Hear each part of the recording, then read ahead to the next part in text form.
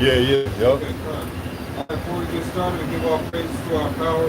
Yahweh, Bahashim, Yahweh Shai, Bahashim, Rakakadash. Of course, the name of the Heavenly Father is definitely Yahweh. His Son's name is definitely Yahweh Shai.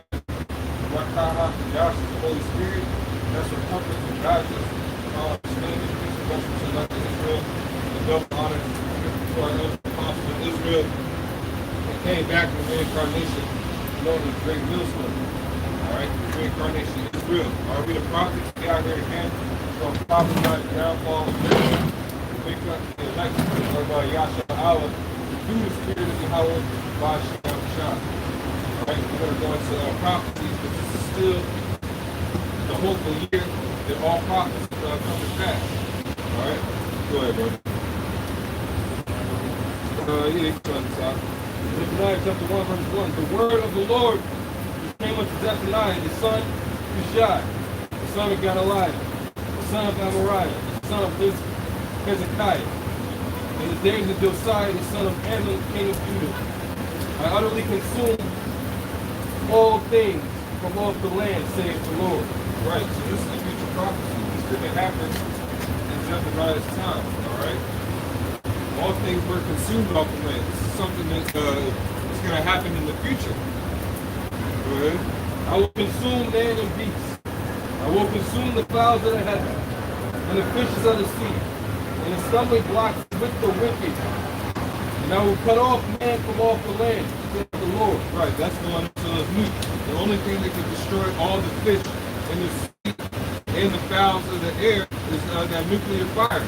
Those capabilities that the Lord put on Esau's spirit to create, to destroy himself, specifically here in Babylon, which is the United States. Go ahead. I will also stretch out my hand upon Judah and upon all the inhabitants of Jerusalem. Right, because it said I will destroy the stumbling blocks with the wicked. You got a lot of our people, they know the truth. They know the name, all right? And like the scripture says, they hear these words, but they won't do them. So they're leading our people astray, and that's creating stumbling blocks.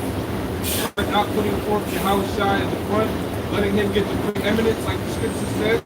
These are things that we meditate on. But the majority of our people don't. So you're gonna have to deal with being on that opposite side of judgment. Go ahead. And I will cut off the remembrance of Baal and Baal from this place. Right, and that's the main deity that rules Babylon. You know, from Baphomet and all that other stuff. It all ties back into that androgynous spirit. You can jump down to like verse 10. Zephaniah 1 verse 10.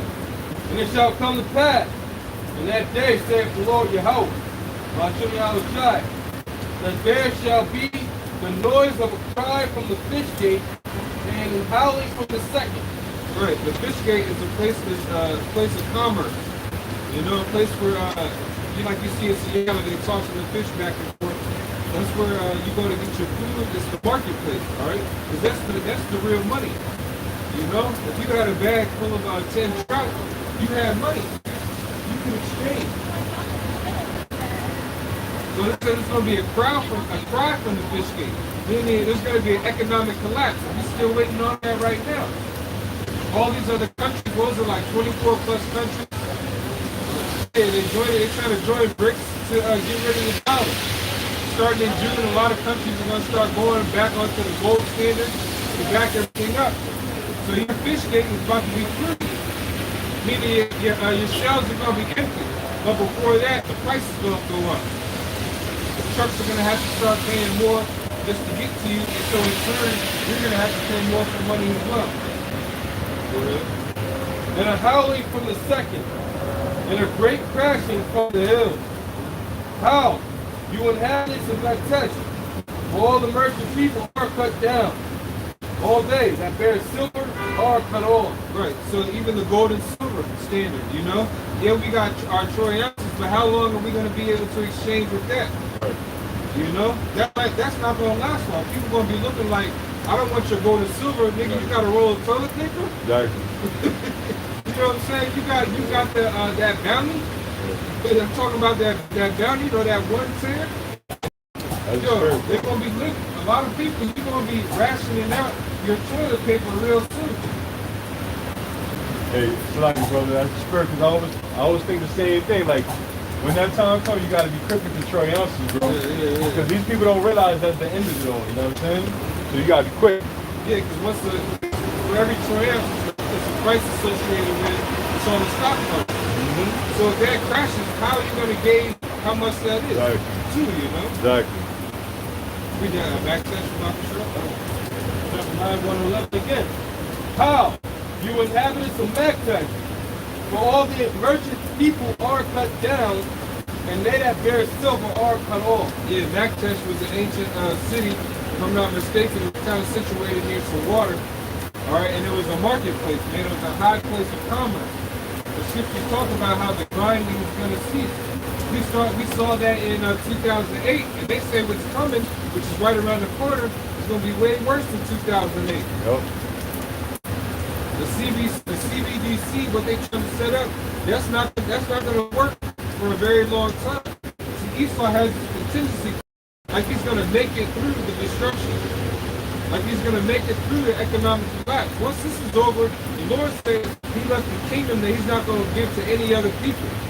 In order for that kingdom to be established, all the other kingdoms had to get put down. And part of the putting down is the destruction of the commerce. Facts. You cannot take down a country without taking down its commerce first. And after, just like in medieval times, when these Vikings would take over, they would always ask for the gold. Where was the gold at?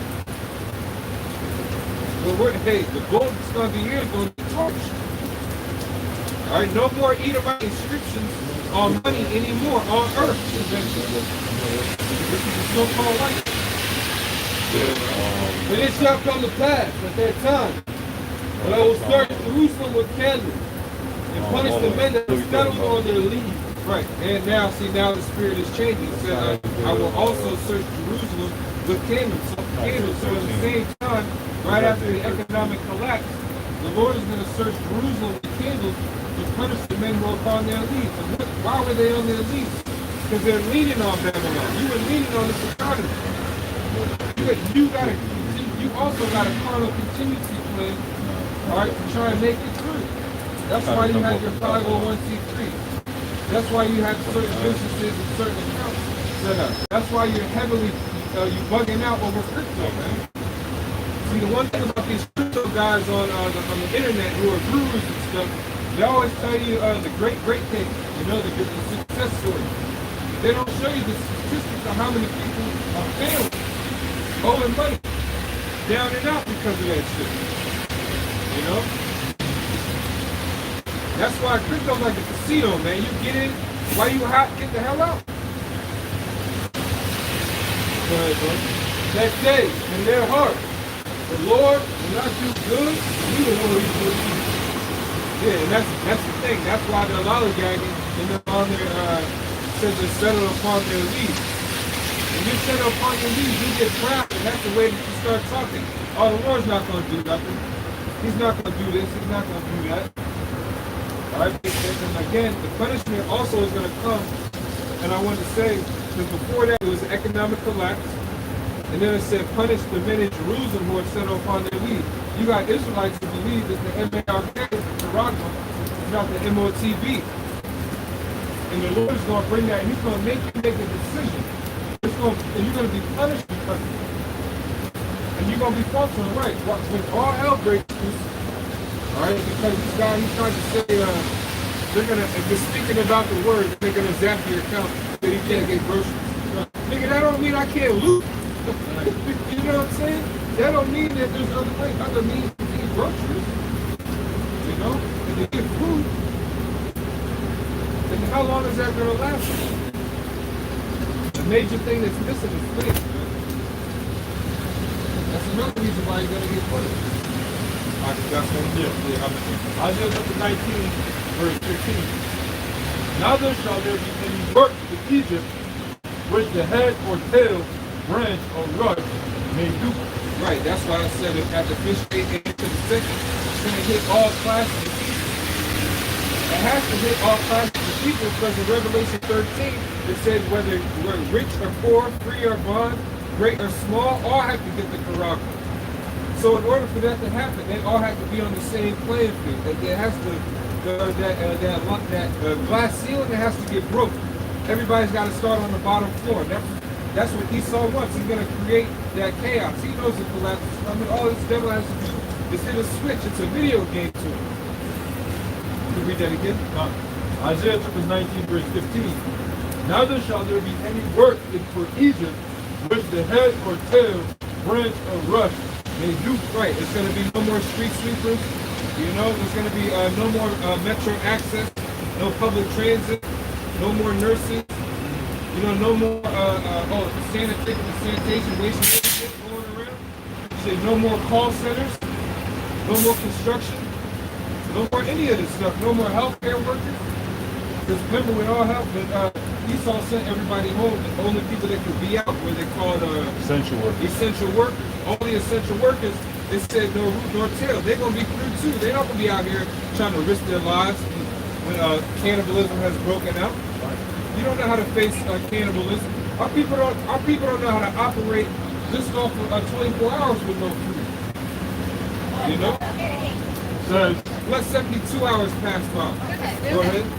in that day shall Egypt be like unto women, and it shall be afraid and fear because of the shaking of the hand of the Lord Yahweh of hosts. That's how the ancient Egypt was. All the pharaohs, they started putting on mascara and shaving their head. Women started taking over. And then what? Egypt fell. And that's what's happening right now.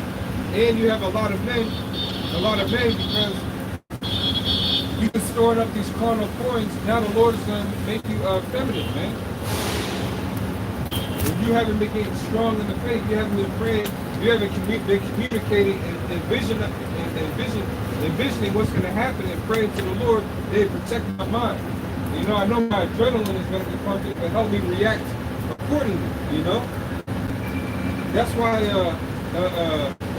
in sports, you're supposed to, when you practice at full speed. So when it comes to the game and your adrenaline's going, you just react off instinct, you know? That's how it's going to be. The Lord's going to heighten us in those times. But everybody's going to be heightened. And then you're going to be making the wrong decision and the Lord's going to judge you. You know, you make a wrong turn and fucking tap a rock while next thing you're attacking your ass. You ain't got no face to out. You know? Could be anything. Go ahead. Says again, in that day shall Egypt be like unto women. Right, so we don't want you to believe it now. The scripture said in that day. That's the whole point of prophesying. That's why a lot of our people, you don't want to prophesy because the Lord says these things over and over, and you're looking for specific days. You got all the signs. The Holy God gave us all the signs. So when it says in that day, that just means you got to say the words until that day. You got to wait until that day. Go ahead. Right. Says, men shall be afraid and fear because of the shaking of the hand of the Lord Yahweh of hosts, which is shaken over. Right, and you can, I mean, these are the examples of our people being in fear. They see these celebrities, I think, isn't Jamie Foxx still down? You know? The Lord is shaking them up, so they'll get in fear when the Lord judges the celebrity. But look, that same judgment is coming for you. That same exact judgment. So, our people, they'll cry and stuff when celebrities drop. You know? The Lord's going to give a lot of you. Can you get that Isaiah 13? Their hearts shall melt. That means you're going to have a cardiac arrest. Your blood is pumping so fast your heart can't keep up. It has to stop. Your brain is saying, all right, this is too much. It's time for you to go back to the spiritual world. Go ahead, yeah, like you said, Isaiah 13. All right, so you want this is James chapter 5 and 1. It says, Go to now, ye rich men. Weep and howl for the miseries that shall come upon you. Your riches are corrupted, and your garments are moth-eaten. Your gold and your silver is cankered, and the rest of them shall be a witness against you, and shall eat your flesh as it were fire. Ye have heaped treasures together for the last days. Behold, the hired laborers. You read that from the top one more time? James 5 and 1. Go to now, ye rich men. Weep and howl for your miseries that shall come upon you. Yeah, because a lot of these guys, again, like even in the crypto world, these gurus, I watch some of them, you know, you can hear a sense of fear in their voice, but at the same time, they still want to sell you that everything's going to be okay. The Lord is going to make you subject to James 5:1, man. You have no choice. Again, I like to use the word contingency plan because people really have faith in these things. All right, and Esau, he does what you call stress tests to see how everyone will react. You know, that's why we have agents perform these false flags to see how people will act. So now, Esau's going to amp it up, but now it's going to hit your pockets, man. When it hits your pockets, you start moving different. You start thinking different. You go ahead. Verse 2 says, your riches are corrupted, and your garments are moth-eaten. Yeah, the riches are corrupted. I mean, how did this man get his riches? Off of our back? You know, off of wickedness? You know, the things that he had certain laws written in, and where our people can't get up in society, different things like that. You know, just oppressive tactics. Some of these insurance companies, most of them all started off with us. You know? The concrete that lays the foundation on these lands. I mean, a lot of Gadites have been working on this. They brought in a lot of our northern kingdom to build in this infrastructure. What are they paying them with? You know? Go ahead. Verse 3 says, your gold and your silver is cankered, and the rust of them shall be a witness against you. Yeah, just like this dude, Prince Charles, who got sworn in or whatever, coronation, he was holding that diamond. That diamond was stolen from South Africa. That's the most expensive diamond on earth, they say. I think it's worth like 400 million or something like that. Now, fuck that diamond. What about our stuff? 78, they went to our temples. You see the details. They took our babies, hung them upside down like it says in the Maccabees. They took our precious, our precious metals and things of the sanctuary. And what did they do? They melted it down. You know, they created their own inscriptions, their own gods. You gotta get destroyed for that. A lot of them still have these different types of relics and stuff laying around. You know, I wouldn't be surprised if they still have stuff from 70 AD. You know, they took the Rothschild castles and these upper elites, not these modern day Edomites, you know, who were like we talked about James. They make shoes out of Israelites. Right. They probably still got their stuff on their walls and in their temples. But the top elite, nah, they got the real deal holy still. When they talk about there used to be gold in Fort Knox, they got some of that actual gold still. You know? Go ahead. It says, your gold and silver is cankered, and the rest of them shall be a witness against you, and shall eat your flesh as it will fire. Yeah, when something's rusty, it means it's getting old. You know, it's starting to lose its value. When something starts to get rusty, it gets old. And then also rust can affect you heavily, man. That's why Esau, if you get a certain job, he'll try to require you to take a tetanus shot. Because it's dealing with the rust that comes off the middle. And that's what's going on in ancient Rome. That's what's going on right now. Because this is just Rome coming back from reincarnation. They started messing with what's called the denari, if I'm not mistaken. At first it was pure, but then it became a nickel plated. And then they started adding lead to it, just like in these times, man. You gotta get an Indian edge penny just for it to be real copper. But copper ain't shit. You know? And I used to dumpster dive when I had no job, coming into the truth, trying to find plumber's brass, you know, with different silvers. Because you can take that and go to the scrap yard and get money. And depending on how much that metal was that day, that's how much money you could get. You could slide this over if you need to, bro. You saw your fruit. It's not worth what it was like it was before. All right. You know?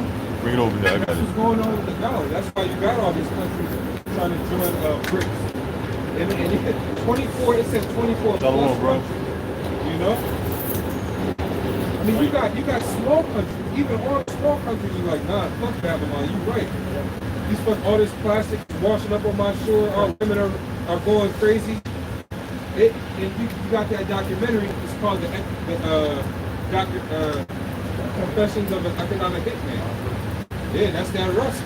That's that rust coming back. Panama, deception, you know, all that stuff.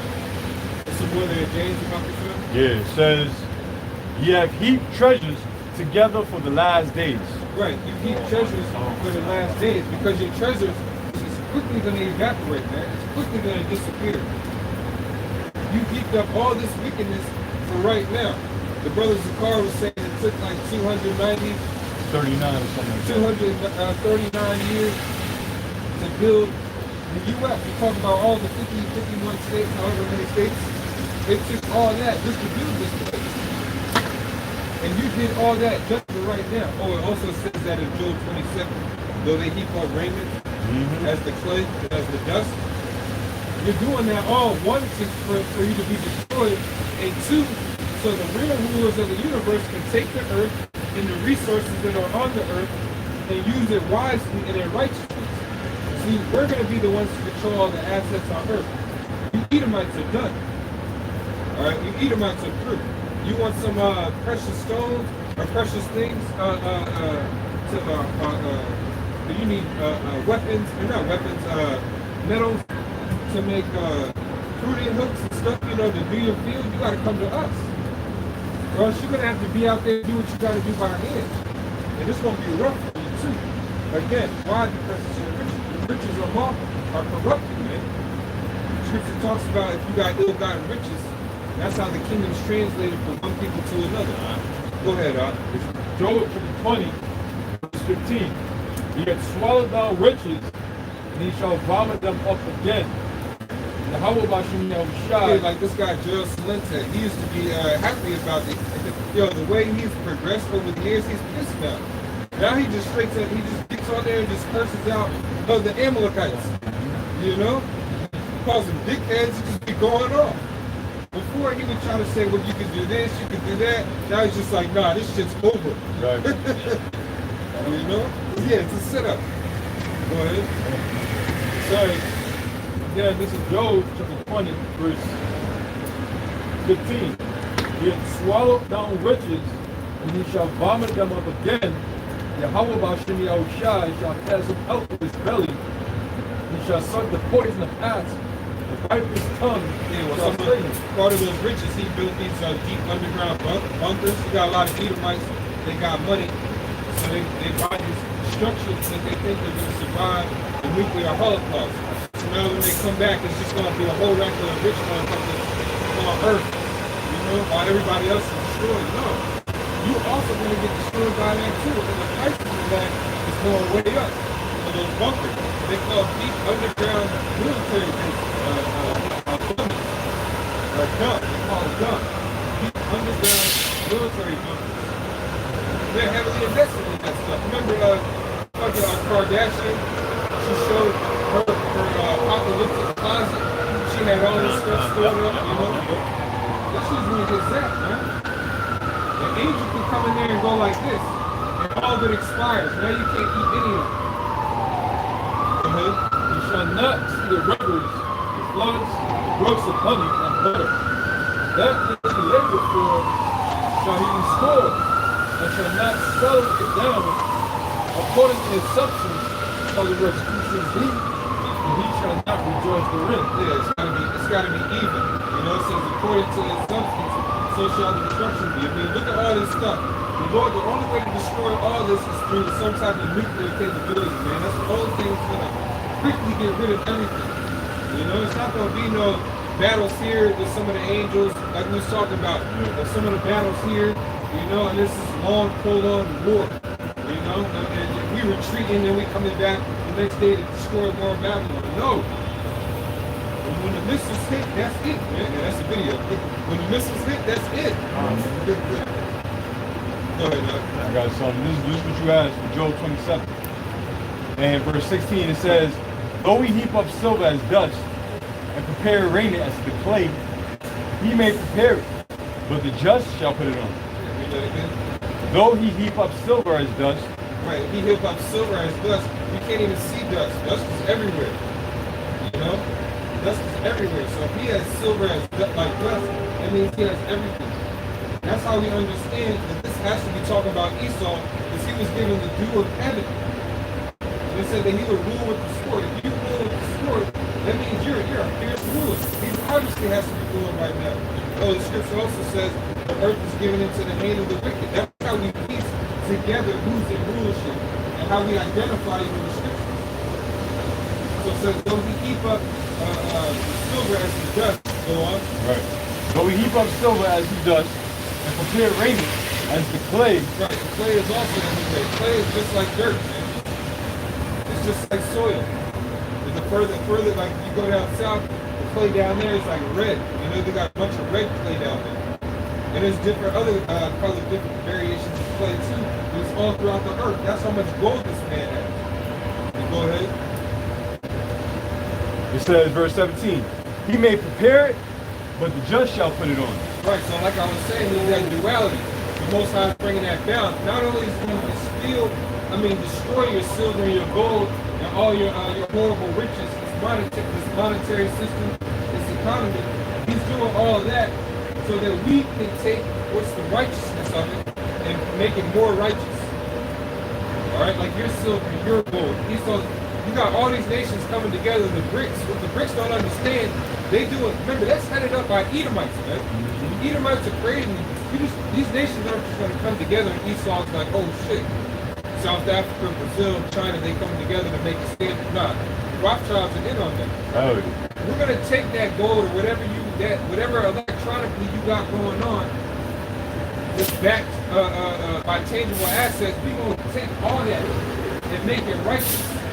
And we might make rods with them just to beat you with. You know? It doesn't necessarily have to be so we can start making payments. Remember, your blood is required as well, man. So it says, he may prepare it, but the just shall put it on, and the innocent shall divide the silver. And that's how that also links up with Bunyamin. It said in the morning he shall divide the spoil. Well, that's all the tribes. Now, if you look on a map where Benjamin is located, it's in Jerusalem. It's in the main focal point of Israel. So that means that's where all the tribes will come. And that's what's going to happen. When you get destroyed, all the tribes are going to get the retribution, man. All the spoils of the earth. The earth is going to come back over unto the elect. Abarakazah, we stay in sincerity and truth. We be of that number. That's right. So it says, he buildeth his house as a moth, and as a booth that the keepers make. I'll read it again. It says, he buildeth his house as a moth, and as a booth that the keepers make it. The rich man shall lie down, but he shall not be gathered. He openeth his eyes, and he is not. Terrors take hold on him as high waters, or as waters. Yeah, so hey, terrorists take hold of him on high waters. That's exactly what's going to happen. And Job talks about how you're going to be brought to the king of terrors, man. I mean, back in 2008, you had a lot of Edomites jumping out of their apartment complexes because they lost like 60K, 100K, 300K. They was bugging up, man. So we're expecting more of that. That's why over there in Moab and Ammon, man, they put nets outside of the building because of how hard they work their workers, man. And then when these Ponzi schemes start getting figured out, you Edomites are going to be through because that's what America is. It's one big ass corporation that's performing a Ponzi scheme on the whole earth. And now the whole earth has found out about it. You got that free? This is Rock 9, 10, verse 10. It says, the physician cutteth off a long disease. Okay. This is Rock 10, verse 8. Because of unrighteous dealings, injuries, and riches got by deceit. Right, so this matches up with what Job said. It says he's heaped up all this stuff so the just may put it on. So read that again.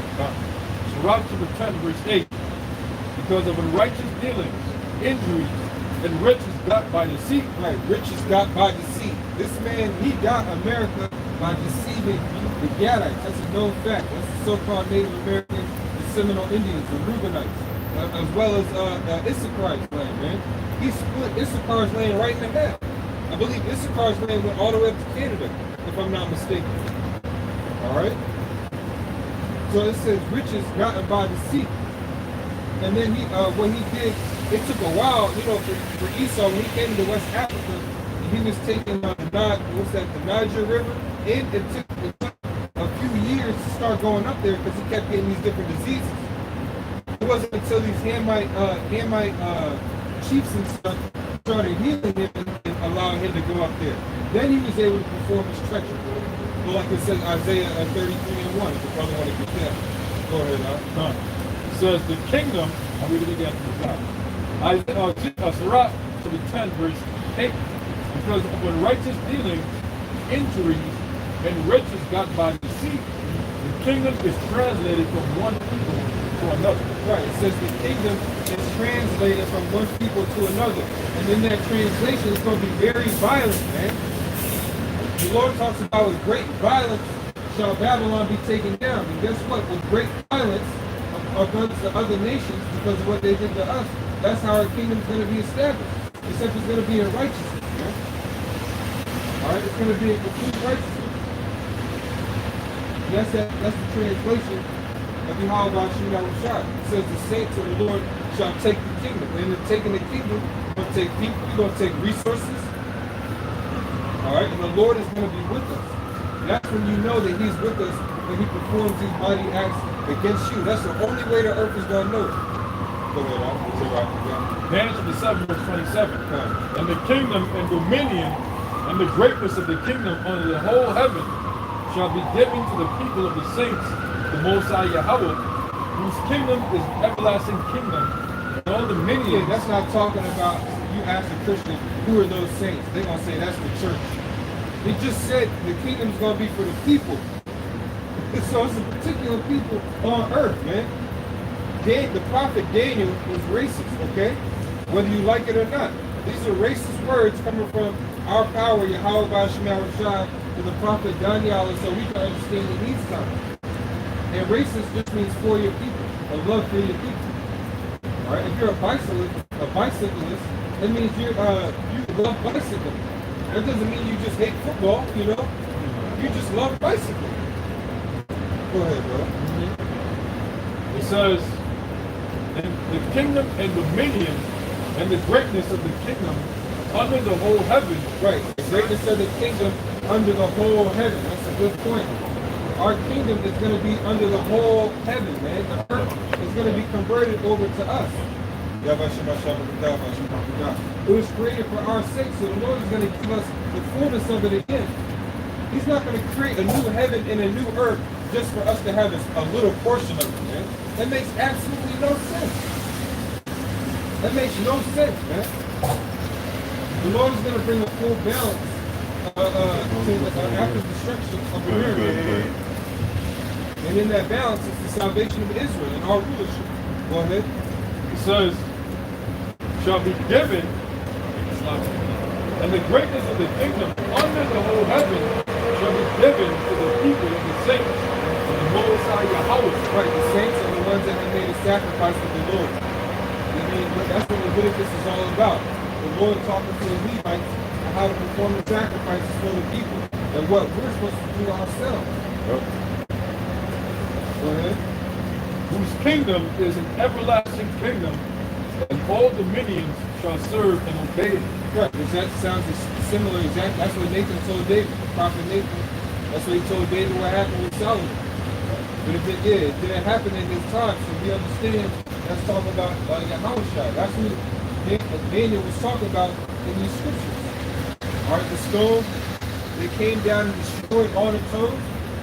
We understand that that's Yahweh, our King Yahweh, all right, coming to deliver Israel and establish us as rulership on earth. But again, first it has to start a destruction of Esau and getting rid of his structure, you know, and his stone is in place, if you will. Go ahead, whatever I can do. Yeah, I got some. It was Isaiah 33:1. Woe to thee that spoilest, and thou wast not spoiled, and dealt treacherously, and they dealt not treacherously with thee. When thou shalt cease to spoil, thou shalt be spoiled. And when thou shalt make an end to deal treacherously, they shall deal treacherously. One more time. Well, Isaiah 33:1. Woe to thee that spoilest, and thou wast not spoiled. Right, plenty of examples of that, man. Woe to thee that spoilest, and thou wast not spoiled. The main one is Esau. That goes for the other nations too. I mean, they've established their wicked businesses in all of our neighborhoods, man. And Esau, he literally has stuff written down in grants for them to come over here and do that. it says, so woe to them that spoil it. That wasn't spoiled. I mean, Gad, they were showing Esau how to put salt on his fish, bury it in the ground, preserve his meat, how to smoke your food so you can last through the winter. So now you're not going to get that virtue anymore, man. The Lord said, I'm not going to meet you as a man. Now we're going to be joint heirs with Yahushua. So what's that mean? How are we going to meet you? Ours. The power, that's right. Go ahead. So it says, woe to thee that spoilest, and thou wast not spoiled, and dealt treacherously, and they dealt not treacherously with thee. When thou shalt cease to spoil, thou shalt be spoiled. Right. You stop to spoil, and you shall be spoiled. That's why, these Edomites, towards the end of the 1990s, coming up until now, they've been trying to apologize for certain stuff, and just things just became worse and worse for them. Like you had this bitch Hillary Clinton. She apologized for that experiment that they performed on Zebulon down there in Guatemala, in the prisons. They was injecting them with food. Basically, they performed a Tuskegee experiment on the tribe of Zebulon. I cut it out when I saw it. When it printed in the Washington Post, I still got it. I cut it out and I saved it. And I put up curses on her ass. Now you got Jake fighting for reparations out there in Cali. It should be just getting worse and worse everywhere, man. The whole thing with this, the Transformers community, man, it's getting worse. Because what happened, they tried to link that with the BLM, and the BLM agreed with it. With that, all of them, the founders of that, they're all Transformers names. That bounced back, and now that's getting that's coming back horribly as well. Remember, the scripture says, if you sow wickedness, you're going to reap corruption. If you sow to the flesh, you shall reap corruption. Esau is, that's all he cares about. So that's all Babylon does. Go ahead. All right. So it says, and when they shall make, or when thou shalt make an end to deal treacherously, they shall deal treacherously with thee. And that's the point. Yeah. This is Numbers 35 and 33. It says, so you shall not pollute the land wherein ye are. For blood is defiled the land, and the land cannot be cleansed of the blood that is shed therein, but by the blood of him that shed it. That's talking about what these Edomites. Alright? How was this land not defiled? Because this land was defiled by these Edomites, the so-called white people, who all the time came over here during the Syrian captivity. Alright? And they were doing all type of wickedness and the idols and doing all type of other things. Worshiping animals and like that. And Esau came over here. He came over here off the deception. What type of deception is Esau coming over here? Promises, man. That's when he came with promises to do this, promises to do that. Alright? He came with a smooth talk. But what he do? He murdered, raped, robbed, and murdered that brother in his sister. Alright? Alright, he was cutting off the pregnant women. Alright? He would time up, have a fire on the same time, and the pregnant would cut their stomachs open and bash their babies. This is why the song says, happy shall they be in that day, right? When we shall pass them, get their babies upon the with stone. Bash their babies with stone. God was done to us. This place was built upon the blood, sweat, and tears of the Israelites. Alright? And so there's a law. The law says that what? It says that you should not pollute the land. And the only way this land can be cleansed, alright, is by the people that shed the blood of the people of this land. This is why the Lord's gonna have a great sacrifice of God. Right? But before that sacrifice happens, there'll be a lot of blood in America. A lot of bloodshed. So Joel chapter 3 verse 19. Egypt shall be a desolation, and Edom shall be a desolate wilderness. The violence against the children of Judah, because they have shed innocent blood in their land. Joel chapter 3 verse 19. Egypt shall be a desolation. It's the same way ancient Egypt treated us. The modern day Egypt is treating us just the same. Treating us just the same. Remember, they made our work real hard for us, made it laborious. Then they made it difficult to complete tasks. That's what's going on today. Just to survive, says, and Edom shall be a desolate wilderness. Right, now Edom. Now Edom shall be a desolate wilderness. Because Esau is always picking a fight with Jacob. Remember, that's our sworn enemy in the scripture. And now Esau, what he's done, is made rulership of Egypt just like he did in the ancient times. Remember, Alexander got up in there. And for all you committed, what happened? How come Iris and Horus, how come they couldn't stop Alexander? Why you can like, because you committed conscious niggas out there, you know? How come your son God and half alligator, half man? How come they couldn't stop Alexander? Right? Yeah, where was Hotep? Where was he at? You know? Matter of fact, I was reading, they actually took Alexander and they tried to make him a god. They couldn't. Wow, I see that. Okay. There's another one right there. They tried to take Alexander and put him into the most holy place of their temple. They tried to make him a god. So that's another reason why equating Esau to Egypt. It says again, go on to verse 19. Egypt shall be a desolation, and Edom shall be a desolate wilderness. Yeah, that's the end of Esau and Edom. It's so-called white man. Go ahead. For the violence against the children of Judah, because they have shed innocent blood in their land. Right, so that's why. Because of the innocent blood that was shed. And again, we don't have to go into all the examples. There's a good book that you can go by. It's called 100 Years of Biblical. Those are the undocumented things that would happen to our people. Okay?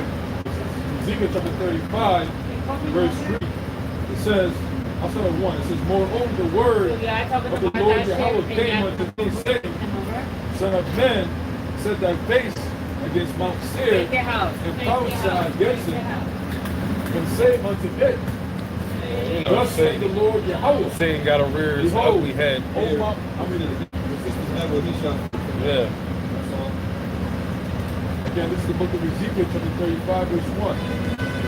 Moreover, the word of the Lord Yahweh came unto me, saying, Son of man, This is why you guys don't come out here and do the work. You know? Like baby stuff like that. Scared to come out here. You know, the Lord said, "What fight? This is the devil that But reports a lot in it."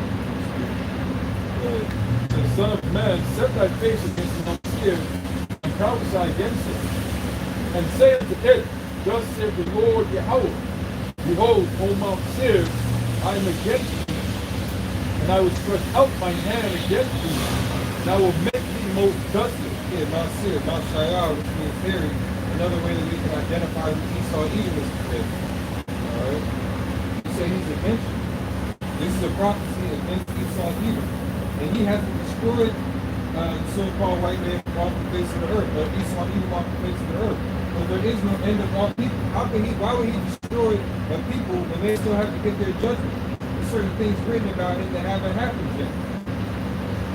He said, I will lay my vengeance Edom by the hand of my people Israel. right. When did that happen?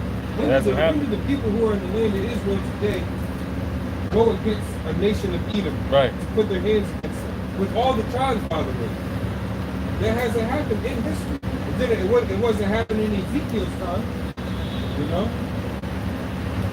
It says, Behold, O Mount Seir, I am against thee, and I will stretch out my hand against thee, and I will make thee most desolate. Yeah, I make you most desolate. Because you needed to work. You needed it in the worst way, Esau.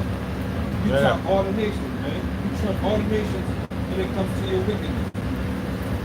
He said, I will make you most desolate. Everywhere you go, you not even just us, but with other nations. You know? Even the other nations say it as well. He says, I will lay thy cities waste, and thou shalt be desolate, and thou shalt know that I am the Lord Yahweh, because thou hast had a perpetual hatred, and shed the blood of the children of Israel. See that? The Lord always says, that's when you know that He's the Lord Yahweh. That the only way for you to know that is for you to get crushed. Because Esau has this massive amount of pride, you think that Yahweh Shemar Shai is going to deal with you, man. So the only way you can find out is when your power's out, cannibalism's on the rise, your economy sucks, you know, the door on your underground bunker is starting to rattle. You know, it's getting kicked in by Tyrone. He done found out where you at now. The missiles haven't even hit yet. You know, remember when Jake had their so-called uprising? They were boarding up all these restaurants and stuff. Protests. Bro, Jake was still breaking through the bars and shit, climbing on top of the buildings, and still getting in there and getting whatever the hell they wanted. And that's an eternal thing. So imagine when the Lord Yahweh Shemel Shai gets to his elect on the righteous side. You know, he's just gonna appear. You know, we're gonna have. It says we shall be willing in the day of our power. That's gonna be the Lord's will. You know. It says, because thou hast had a perpetual hatred and hast shed the blood of the children of Israel by the force of the sword in the time of their calamity, in the time that their iniquity had an end. Therefore, as I live, says the Lord Yahweh, I will prepare thee unto blood, and blood shall pursue thee. So if thou hast not hated blood, even blood shall pursue thee. Yeah, he broke that covenant. He broke that brotherly covenant. He says, he broke that covenant. You know, that brotherly covenant. That's the worst thing you can do, man. You want to kill your own brother. I mean, Isaac was on his deathbed, and that's your mindset. You know, now will I slay my brother? Your father's about to die, and the only thing you can think of is now will I slay my brother. That's the mindset of a Edomite, man. Kick somebody while they down, you know? Now imagine how Isaac felt knowing that, you know? I'm sure he doesn't say if he knew it, but imagine, you know, if he on your deathbed, you hear your sons are going at it, man. Right.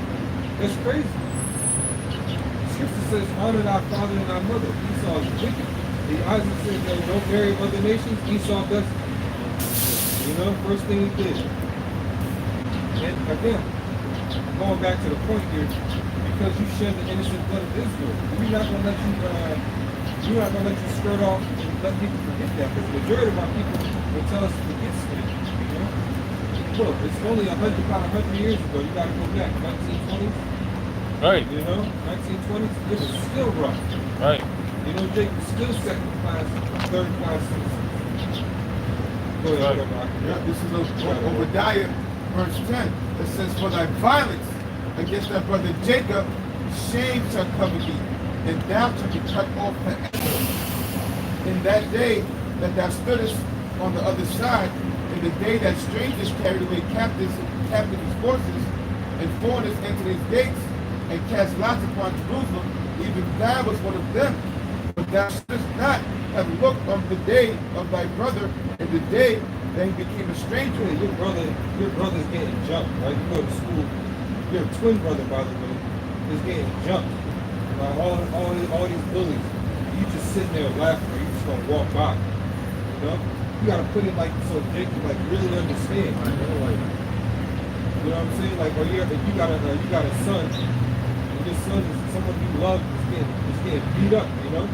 About to get hit by a truck, he's strapped down by some ropes, about to get ran over by a train. You standing there laughing.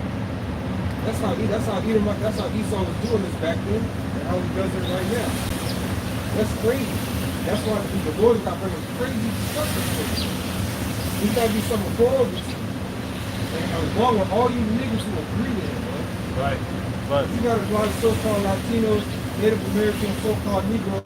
You agree with this guy, man. You know, you agree that Jake should be getting locked up. You agree with all this stuff, man. That they should be in the condition that they're in, that they deserve it. I mean, of course, the scripture says, you know, but you have what I'm saying is you got the same hatred that Esau has. Yeah, brother. When you're talking about, scripture say they're going in the way of Cain. Right? In the book of Jude, they have gone in the way of Cain. A majority of these Jakes, the same kind of animosity they hold, or they supposed to hold towards the enemy, they got it towards their own people. They have gone in the way of Cain, bro. Right? So that's what I understand what the brother's bringing up. And like the brother said, it wasn't even that long ago. 1920, 1918, 1892. Right? This wasn't that long ago, man. Our people, you so-called blacks, all right, primarily over here in America, you were in hardcore slavery. You were second-class citizens. You were looked at as 3/5 of a man, for crying out loud. Okay? By who? By your enemy, the Edomites, man. So what the Most High is about to bring to this Edomite as a nation is going to be unprecedented, man. All right, because he's built up this track record. This so-called white man, he's built up this track record against him. And here it is, you're in 2023, and you wanna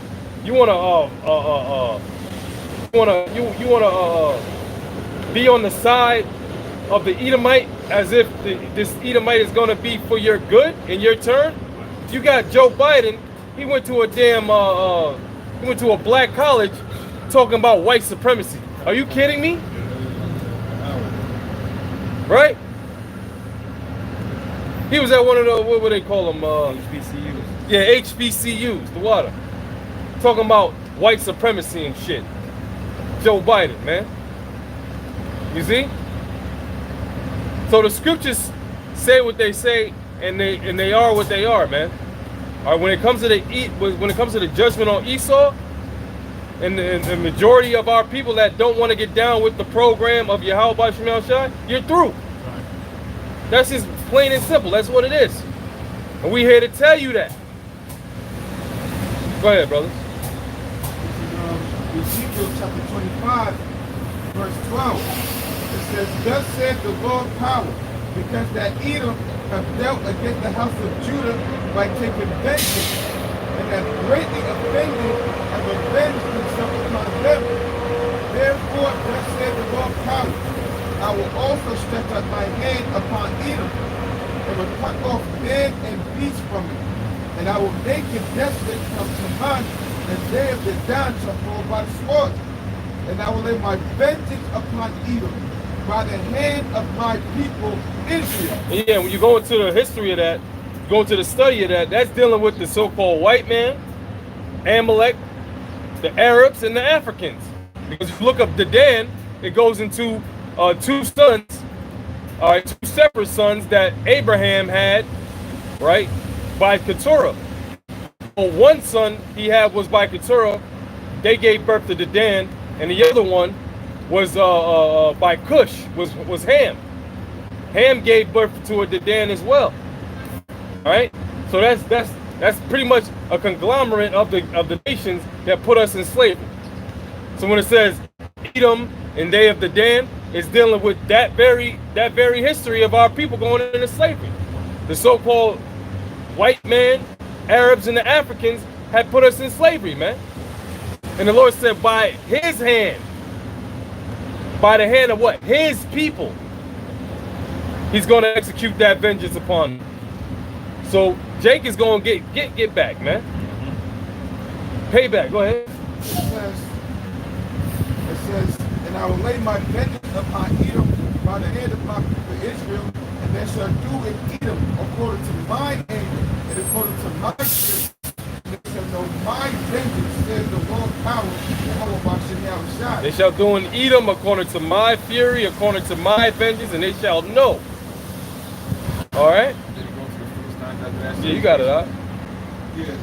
It says 15, it says, thus saith the Lord, because we go in Ezekiel, the 25th chapter, the Lord is basically let these other nations know the vengeance he got punished.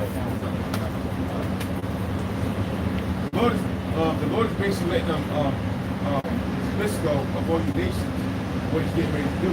So the next verse is going to the Philistines, which is part of the game. Right. It says, thus saith the Lord power, because the Philistines have dealt by revenge and have taken vengeance with despiteful heart. Yeah, because if you go back into the history of our nation, that was like one of our main enemies, man, the Philistines, man, who were the sons of Ham. All right? Hamites. Showing you that we ain't no damn Africans, man. Our people, we ain't Africans, man. All of that, the African diaspora and all of that garbage, that's what it is. It's garbage, bro. Our people weren't African. Our people were Hebrews who migrated into Africa. Okay? That's what it is. Okay? The Lord said he put a difference between the Egyptians and Israel. Exodus 11 verse 7. Okay? See, those Egyptians, the Egyptians are brothers to these Philistines, man. All right? I believe the Egyptians and the Philistines are damn near the same thing, man. All right? Go ahead. It says, yep. It says, because the Philistines have dealt by revenge and have taken vengeance despite my heart to destroy it for their own hatred. Therefore, thus says the Lord God, behold, I will stretch out my hand upon the Philistines, and I will cut off the cherubims and destroy the remnant of the seacoast. And I will execute great vengeance upon them with furious rebukes, and they shall know that I am the Lord when I shall lay my vengeance upon them. Hey, that's it. The Lord got vengeance and recompense stored up for the enemies of Israel, beginning with the so-called white man, Esau, Edom. What else y'all got? I got some real quick. Bring it up. Jeremiah 51 verse 20. It says, thou art my battle axe and weapons of war. For with thee will I break in pieces the nations, and with thee will I destroy kingdoms. Hey, thou art my battle axe and weapons of war. Who is that? Who's the Most High speaking to? He's speaking to his people, his elect, first and foremost. All right? The Lord's going to raise up his people, his elect, with spiritual power to be as a battle axe and weapon of war. Okay? Against these other nations, beginning with the so-called white man. Right? Thou art my battle axe and weapons of war. With thee will I break in pieces the nations. The Lord uses what? He uses nations on the earth to execute his plans, to execute what he wants to be done. His will on the earth. This Edomite, he's the sword according to the Bible. Right? He's the sword of the Most High. He's the left hand of the Most High. So the Lord is using this devil, this Edomite, as the left hand, all right, to bring in, all right, this agenda of what Esau wants to bring in. You know, being transhuman, all right, being part of the New World Order system on the left-hand side, but the Lord got a right hand to counteract that. The Lord got the righteous angels, all right? He got his prophets that he's going to set up to be battle axes and weapons of war, right? And they're not going to be able to get over on the children of Israel. They're not going to be able to get over and win this battle. All right? Because Yahweh Shem Shai is with the righteous, man. All right? He's not with the wicked. He's using the wicked for his purpose, but ultimately he's with the righteous to overcome the wicked, man. See? And that's the battle that we're in. Go ahead, huh? And with thee will I break in pieces the horse and his rider. And with thee will I break in pieces the chariot and his rider. Yeah, and that's dealing with spiritual power that Yahweh, Ba'ashem Yahweh Shai, is going to give unto particular men that he sees fit to give it to. All right? And Lord willing, we be part of that. We don't know, we just hope. We prisoners of hope up here. We doing what the Lord Yahweh Shai told us to do, so that when the times come, he's going to see fit to give us those blessings, man. Right. All right? So you can't, like the scriptures say, don't hate the messenger, don't kill the messenger. All right? We just delivering the message. What's up? No, my bad. Don't hate the message. Hate the message. Water, brother. Yeah, something like that. It escapes me at the moment. But nonetheless, that's what we're doing. We just delivering the message like the Lord told us to do, bro. The Lord told us that it's a message here. Here you are delivering. And that's all we're doing, huh? Go ahead. Right now, because of Right.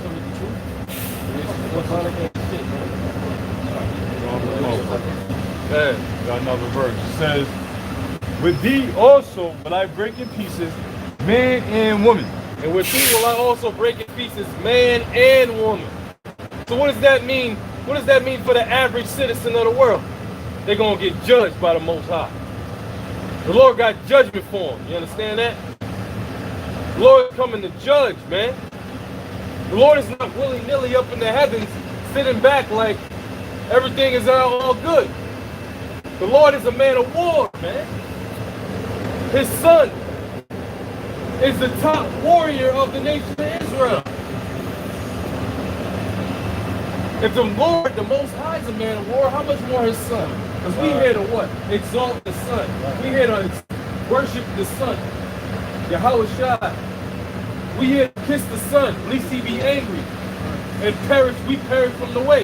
We ain't trying to perish with you people out here, man. The son is the only way. The son of Yahweh, Yahweh Shai, is the only way. And we seek to please him, man.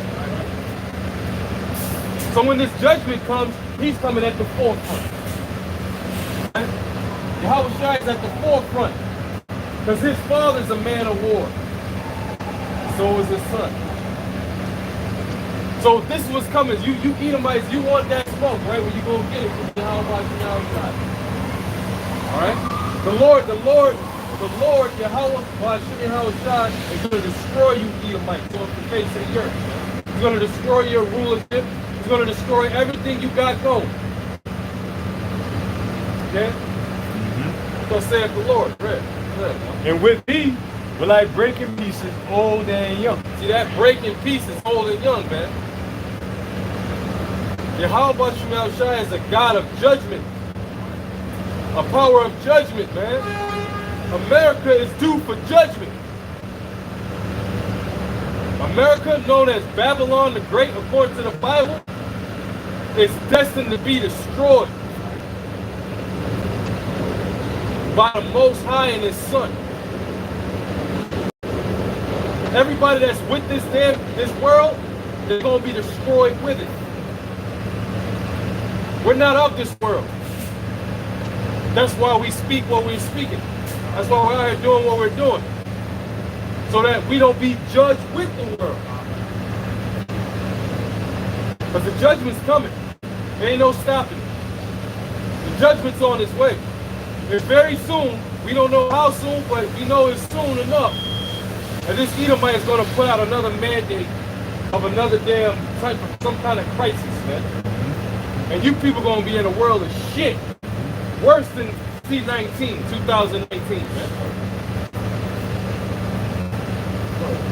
So it says, and with thee will I break in pieces the young man and the maid. I will also break in pieces with thee the shepherd and his flock. And with thee will I break in pieces the husbandman and his yoke of oxen. And with thee will I break in pieces captains and rulers. And I will render unto Babylon and to all the inhabitants of Chaldea all their evil. I will render unto Babylon and all the inhabitants of Chaldea, what did it say? All their evil. All their evils, man. Ain't nothing but evils going on out here in the world. Right. If you in your right state of mind, like we brought out this Thursday again, you in your right state of mind, you are not, your mind is not at ease here in America. You running into goddamn androgynous demons, homos, lesbos, alphabet people that are just weird. It's all types of weird, bugged out bullshit, not in their right state of mind. If you a man, let's deal with that. If you a man in this society, according to how the scriptures, all right, say we are to be, you are not, your mind is not at ease here, man. You supposed to be vexed. You're supposed to be vexed with the filthy conversation of the wicked. And being vexed with the conversation of the wicked, that you got a mark on you that the Lord said you are crying and sighing for the abominations that are done in the midst thereof. Hey man, we trying to get up out of here with that the wow, bro. We don't want that charagma. We trying to get out here with the wow, bro. The world trying to get the charagma, bro. Right? So the Lord says he's going to come and judge this world for the evils, man, that they got going on. Plain and simple. So you want to be judged with the evils? Well, you actually show louder than your words, right? You know, you people, you show what you're about. The majority of our people are not about repenting, man, to the Lord. So they're going to get that judgment. Read. Says all their evils, right? Yeah. All their evils of all Chaldea, Yeah. all their evils that they have done in Zion in your sight, save the Lord. That's it, brother. There's more, but I Okay, understand. all right. Go ahead, brother. This is Isaiah 6. Matter of fact, we need to match that. This is Micah 5:7. It says, "In the remnant of Jacob shall be in the midst of many people as the dew from the Lord." And I was meditating on that a couple of days ago because I have some flip-flops on. I walk through the grass. And no matter how I try to avoid it, my feet are still getting wet. That's how the election upon these heathen, man. Okay, because when the Lord, activates the elect, because we just went down. When the Lord activates his blessings with that power, Lord will give you up the elect wherever it is, right? They can be amongst the heathen, okay, as a dew across the grass, man. Because that's the type of anger the Lord's going to put upon the man. Why? Just like what the priest was saying. Right? Because of the wickedness that's going on. What did Lot say? Lot was next in the conversation with Sodom and Gomorrah. But this place is 100 times worse than Sodom and Gomorrah, man. Alright? Because what's happening is we're being persecuted spiritually, physically. 2/3 of our people are being persecuted because 2/3 of our people like this. 2/3 of our people are enjoying Babylon. Okay, but we're going through different battles, alright? This is why it's not for all of Israel. This is only for the Lord told us something about the men to go to this battle. But Yahweh Shah said it, we're not battling against flesh and blood. We're battling against all spiritualities, spiritual wickedness, high places. Alright? There's a lot of sorceries going on, man. So what? The Lord's going to put an anger upon us, and we're going to get busy upon one will get busy up that number. Men of the Lord will get busy upon others, man. It says, and that's what's getting ready to happen. Judgment. Alright? It says, and the remnant of Jacob shall be in the midst of many people as the dew of the Lord, as the showers upon the grass that tarrieth not for men, nor wait for the sons of men. And the remnant of Jacob shall be among the Gentiles. The remnant is talking about the elect, because this ain't going to be where every Jacob gets superpowers. The Lord, just like we said last week, all right, the Lord is going to basically promote us. All right, certain men are going to be promoted. The Lord said, what? I'm going to send for many fishers, and they shall fish their fish Right. with the elect.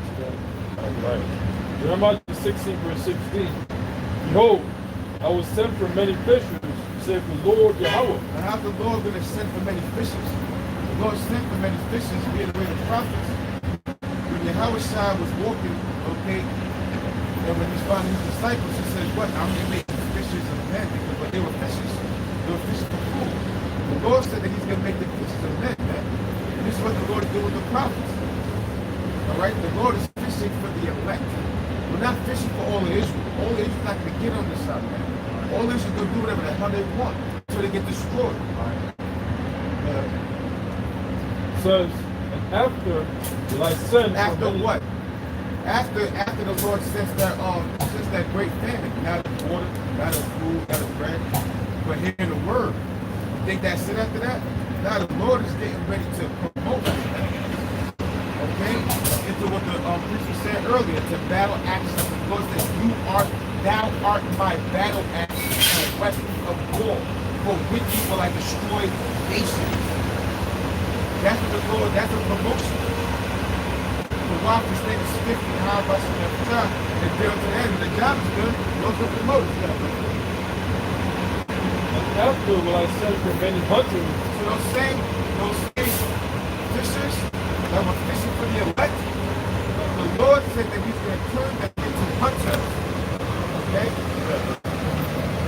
it says, and after will I send for many hunters, and they shall hunt them from every mountain and from every hill and out of the holes of the rocks. Same thing what Jeremiah 51 was saying. Jeremiah said the same thing. Okay, so every mountain means like government. What's the biggest government right now? The Edomite government, man. So the Lord is his people to bring them down. All right. Also, you got these fake pastors. All right, these fake leaders that's leading our people astray in these hauler houses. They're gonna get hunted down too, man. Because all of them are the Lord's enemies, man. Anybody that's speaking against the truth is the enemy of Yahweh, Yahweh. My eyes are upon all their ways. They're not hid from my face. Who's the Lord's eyes? The Lord's eyes is the angels, man. And if you people believe it or not, the angels are always around us. Okay? Alright? If somebody's in the video, there was an angel that visited the apostles. It was a small chariot. The chariot could be the size of plums. It was a small chariot. If you look at it, it was a very small chariot that was hovering around the apostles. Looked at the apostles and dipped off. Yeah, it looked like a dandelion, right? It did look like a dandelion, chariot, bro. Yeah, see that? It was this size. Yeah, I seen it, bro. That's what it is. The apostles. Because and how you know it wasn't a dandelion because it stood and it looked at the apostle hard and it dipped off. Alright? So the chariot can be the size they want. Yeah, that was dope. You got these drones that are catching dime-sized chariots that's slipping off. My eyes are upon all their ways. So those are the angels. Listen, when we call them, you call them UFOs, we call them IFOs. Okay? Israel's flying object. I got that from the brother. Israel flying object. Oh, No, yeah, Israel's flying. You know what it is. Yeah. That's salvation, man. Yeah, we identify them. It says, they're not hid from my face, neither is their iniquity hid from my eyes. Yeah, so the Lord sees everything, man. The angels are writing it down. This is Amos. Amos chapter 9. Amos chapter 9, verse 8. Behold, the eyes of the Lord Yahweh are upon this sinful kingdom. Yeah, the eyes of the Lord, okay, what you people call UFOs, we call them IFOs, you talk about the angels, all right? They're in vehicles. An angel can walk, an angel can be in uniform, an angel driving, riding chariot. The angels are upon this simple kingdom, man. You can't forget about that angel that was at that cowboy and Redskin game a couple of years ago, all right? That we've seen, that the people I've seen wasn't looking like that to the men that sit next to him. But his hair was white like wool, pure white. And you couldn't see his eyes, man. I got it too. Those are the angels that are around, man. There was a movie back then that was called Angels in the Outfield. Yeah. You see how the Lord is, the Lord is comical, man. All right? So there's angels all around us. And that's what Esau knows about that. Esau can see with a super duper telescopes, got the Hubble Space Telescope, they got telescopes on land, that they can see in the chariots, man. It says, behold, the eyes of the Lord Yahweh are upon the sinful kingdom. What kingdom is sinful? Babylon, man. This is why there was a news report came out a couple of years ago, and I think I seen it again, that the most UFO sightings here in America. Why is there so many UFOs? Why is there a bunch of UFOs being stagnant around here in America? This is going to be a great judgment. The eyes are going around this place, man. Okay? The other day, the White House, I think it's a whole bunch of chairs that showed from the White House, so there was like a lightning or whatever. This place is getting ready to get judged. The scripture tell you they shall enter into the house of the thief. Yup. It's the house of the thief right here, right? He was on to say, I will destroy it off of the face of the earth. Yeah, because the angels are going to get in on the destruction of Babylon as well. Because yeah, the Lord got an army, which got 200 million intercontinental warheads that will be shut off. But also in the midst of that is going to be the chariot. It's going to be what? Doing two things, delivering and placing judgment. Alright, with the blazes, concentrated fire.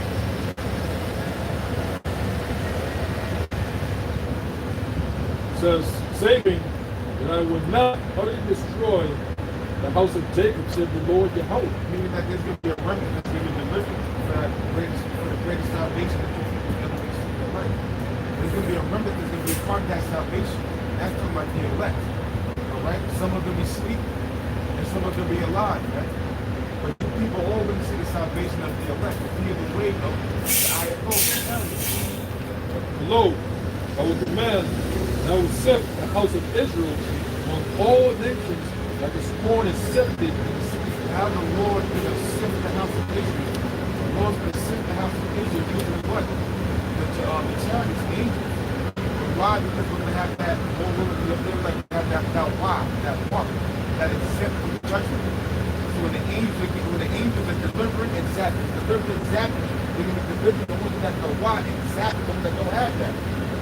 Okay? That's why when in Ezekiel, when the priest brought it up, when we go read Ezekiel in the 9th chapter, he had an angel writing down. And you brought that light to it. I went back to it. I was like, wow, there's an angel writing down his judgment. No one who has the mark of the wise and the judgment. Write everything down, man. That's going back to what? The eyes of the Lord are upon the single kingdom. Everything's being written down. It says the angels got a writer's ink on it. Right? It says, yet shall not the least grain fall upon the earth. Meaning like there's not going to be no mistake. Because when you go to Matthew, I think, the 25th chapter, is when you talk about the reapers and the sowers and the tares and the wheat. And it says, you know, the wheat come to the barn will is the chariot, and then the rest of them be burnt. That's going to be the same thing. Precept must be upon precept. It says, lo, I will command and I will sift the house of Israel among all nations, like as corn is sifted in the sea. Yeah, because you've been scattered upon the four corners of the earth. So all nations it's gonna be a major thing when you see all of Israel, all right? When you see all the chariots delivering Israelite upon the four corners of the earth. That's what you're televised, man. Yet shall not the least grain fall on the earth. Yeah, yet shall not the least grain fall upon the earth because they have that mark of redemption. The angels are going to identify the Israelites. Matthew chapter 13, verse 39. Says, verse 38. Seed is the world, the good seed of the children of the kingdom, and the tares of the children of the wicked. That's a parable. Okay, you understand how the Lord spoke. The Lord, you know, most of the time the Lord spoke in parables. A lot of the Lord giving everybody.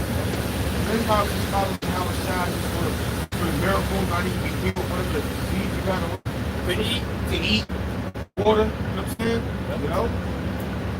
Jake wasn't there for the spiritual aspect. Right. Jake wasn't there to really understand what the Lord was talking about. Good, brother. Just to bring light to what you're saying, huh? It's reported about, I believe, 2 to 3 times when Yahweh Shai multiplied fishes and bread amongst the multitude. Now, that's just what's recorded.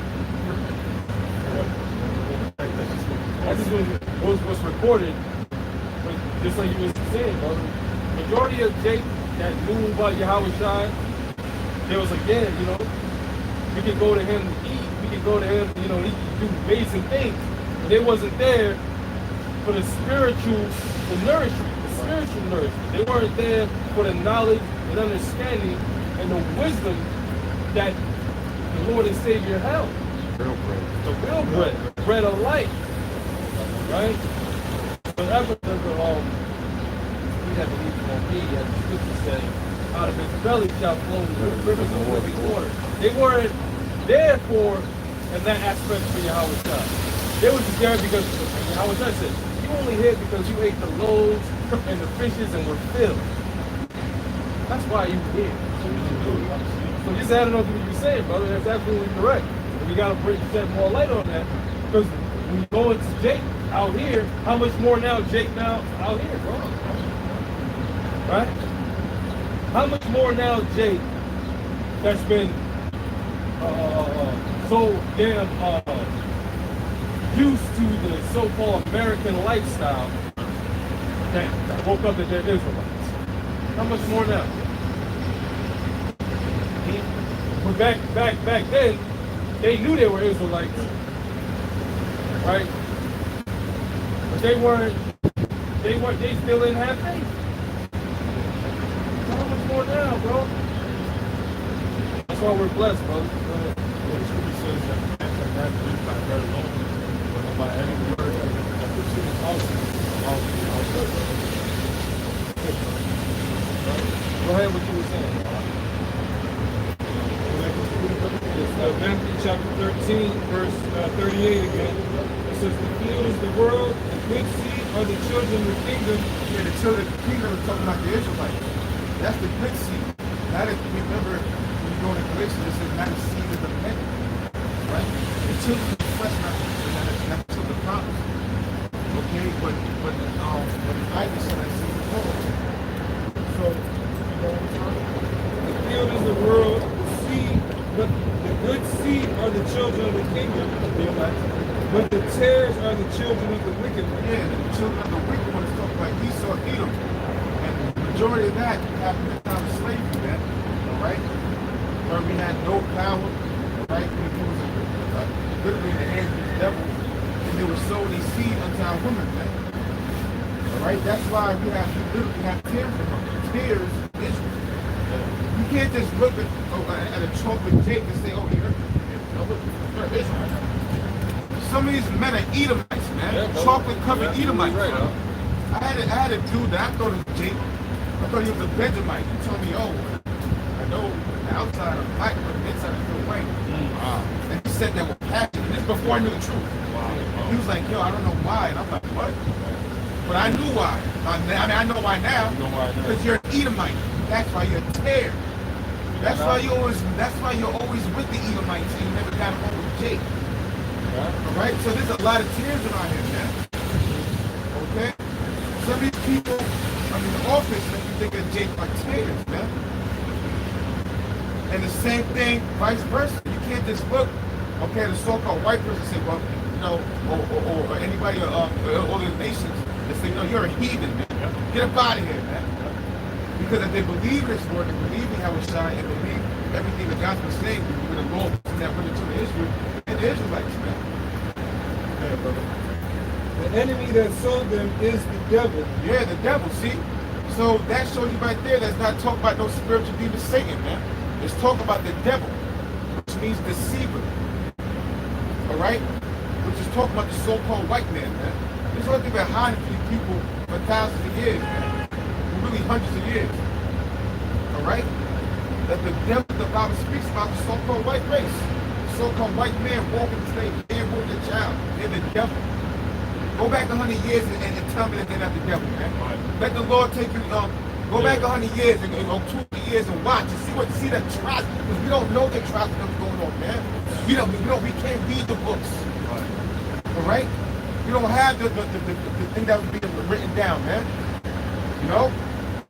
But you look at what they were doing to our family members, all right, or to us, because we were our forefathers, and you tell me that they're not the devil, man. The enemy that sows them is the devil. The harvest is the end of the world. Yeah, the harvest is the end of the world. What? End of Esau's world, man. That's going to be the harvest, man. What's the harvest? Isaiah 26:20. All right? We're going to be, the Lord's going to bring his people to chariots, man. That's the harvest. The angels gathering the elect. It says the reapers are the angels. And the reapers are the angels. So the Lord broke it down for you. Basically, I didn't even have to break it down. The Lord broke it down.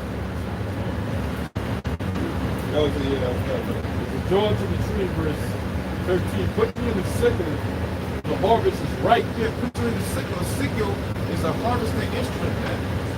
Okay, that you pick up, I think, you get tears from. I think you just right?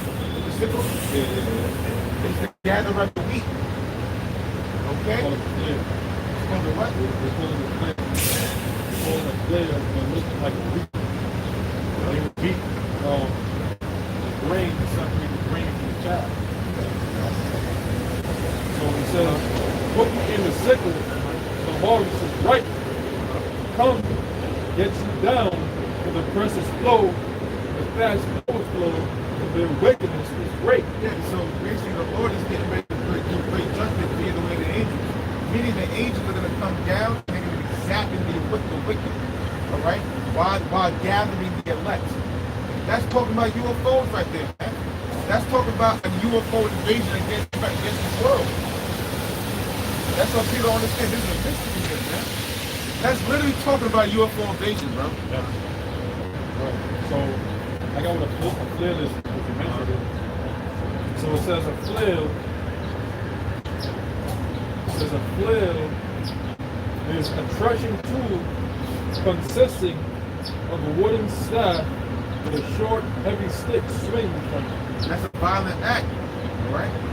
It's a violent act when you're trying to get the grain and get the simple from the chaff, all right? Because you have to beat it. That's the same thing the Lord is sending the angels to do, man. Right. What is an example? I'll show the camera. Yeah, show the camera. That's a flail. You can see there, this is a flail. Separate from the staff.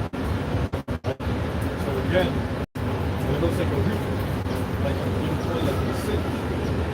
It says, again, this is Joel 23, verse 13. But you can be sickle when the harvest is ripe. Come, gets it down, when the press is full, the fast overflow, for the wickedness is great. Yeah, so the Lord's going to send his reapers, man. He's come judging for you, talking about the angels. Right? You got, you know, the sons of 20,000 to thousands of angels. This is what they see when he's talking telescope. Alright? He's looking for pen. It's like having a space force. So they're getting to prepare against the fight against the Lord. You know what I'm saying? That's what's getting ready to happen. Revelation chapter 14, verse 15. And another angel came out of the temples, crying with a loud voice to him that sat in the cloud, thrust in thy sickle and reap, for the time is come for thee to reap. Yeah, thrust in your sickle and reap. For the time of what? It says, we got it again. Revelation chapter 14, verse 15. And another angel came out of the temple, crying with a loud voice to him that sat in the cloud, Which is the Habashai, that cloud represents the chariot. thrust in thy sickle Thrust in thy sickle. and reap, for the time is come for thee to reap, for the harvest of the earth is ripe. Meaning great judgment. The right time. Come and gather our rest. Now we're going to unleash great judgment upon this people. So the angels are going to do what? Ordering the angels to go reap. Okay? We're going to gather up the grain, the chaff, and destroy it in the fire. That's what will happen. The people, you see people getting beat up and people getting attacked. People getting beat up and people getting attacked. How the mists are coming. Verse 16. And he that sat in the cloud thrust in the sickle of the earth, and the earth was reaped. And another angel came out of the temple which is in heaven, he also having a sharp sickle. And another angel came out from the altar which had power over fire, and cried with a loud cry to him that had the sharp sickle, saying, thrust in thy sharp sickle, and gather the clusters of the vine of the earth, for her grapes are truly ripe. Gather the clusters of what? Talk about the judgment. Alright? Get ready to be judged. Go back to Isaiah 6. And the angel thrust in his sickle into the earth, and gathered the vine of the earth, and cast it into the great winepress of the wrath of the Lord. The scripture says, who is this that cometh from God? The God comes from peace. From the challenge from the people. Okay? I that speak, like you say, that's what they're coming back to the right side. The Lord is coming back to old angels. These angels that come back to old angels, they light up the night, they send out the sun. There's too much wickedness going on. So what do you get ready to do? You get ready to gather that cluster, right? And start now. Isaiah 62 verse 1. Who is this that cometh from Edom with thy garment from bondage? So you know the Lord comes to bring a miracle, man. After the Lord has done away with the people of the Middle East, he's going to tell them, do something, hey, you can't devil to bring the angel down. He has to. He has to take the big business, man. the harlot that was speaking great words against the Lord. So if you look down at America and see the act that they're putting out the Lord, the hour of the world, they're declaring war, man. You're going to see all that tough talk we talk about, son. You're going to see how tough you are in the Lord to practice all the right. I practice brother, right. But you see how tough you are now, that's why you got watching the computer, okay, trying to figure shit out. That's why you got Android and machines trying to fight the Lord. But they gonna fail, man. Because don't you know that they're elements? Right. This that is glory in his appearance, translated from the greatness of his strength. What's that power? How is the Lord traveling taking the strength? That is power. Okay, the greatness of the strength is like the angels that can be the Lord, man. You can't count the angels, man. You can't count the number. It can be great at that thing. I that speak righteousness mighty to save. Therefore are not red, not herald. The Lord that he's mighty to save. That's our one shot. Alright? Mighty to save is your best.